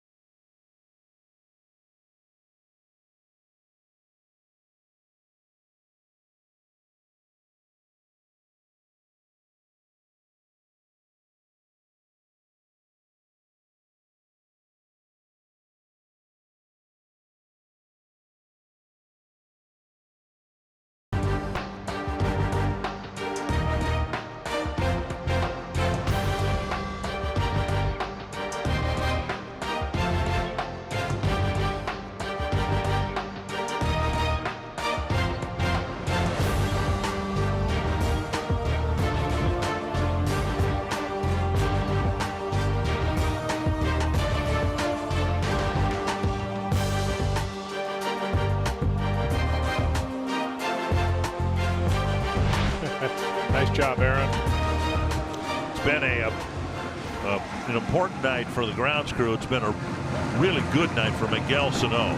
I think his best game, because when the Twins were good last year, not so much with Sano, but what we saw in the last 2 months last year, Polanco, Buxton, Kepler, players that could beat you in both halves of an inning, in the field and at the plate. And we've seen that from Sano tonight. That was a great play, and very likely the pivotal play of the whole game. I agree. It got the Twins off the field with the Royals scoring just 2 in the 5th inning. They haven't scored since, and then the Twins took the lead and now have a 2-run lead for Rodney. Ryan O'Hearn will lead things off. Well, Rodney making his 44th relief appearance, looking for his 23rd save. Strike over the inside corner. 46 strikeouts in 40 2/3 innings for Fernando.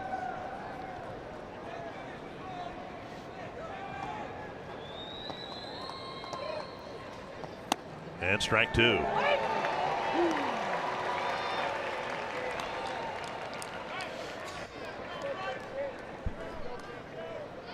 O'Hearn, Mondesi, and Merrifield scheduled.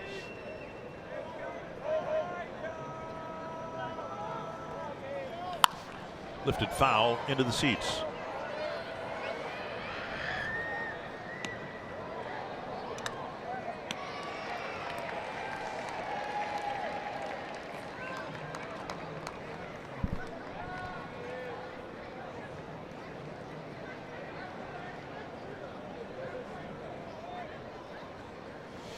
Oh, 2. Lazy fly to left center field. Rosario comes in and he makes the catch, 1 away.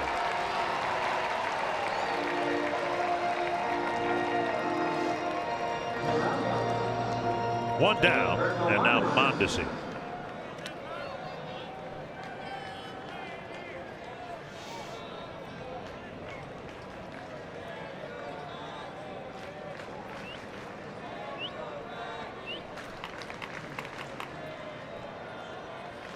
Mondesi lined out to Polanco, singled and scored, and then struck out in the 6th inning.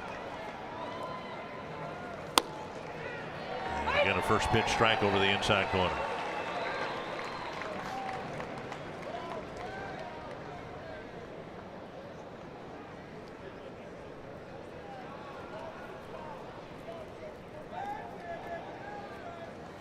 One and one. They take the bunt away from this young man right here. Sano playing in on the grass.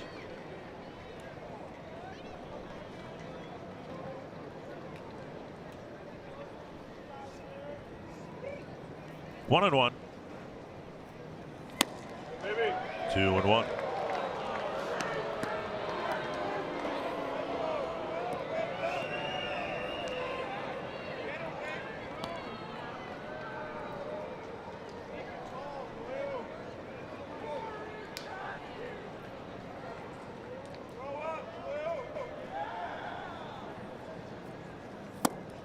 Missing low, 3 and 1. Merrifield on deck, and then you're dealing with Gordon and then Perez. And let's hope we don't see those batters till later today. You don't want Perez up.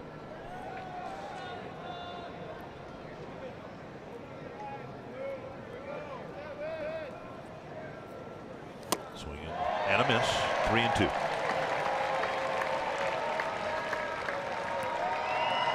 Rodney just kind of cruising along at 93 miles per hour. We've seen 97, 98.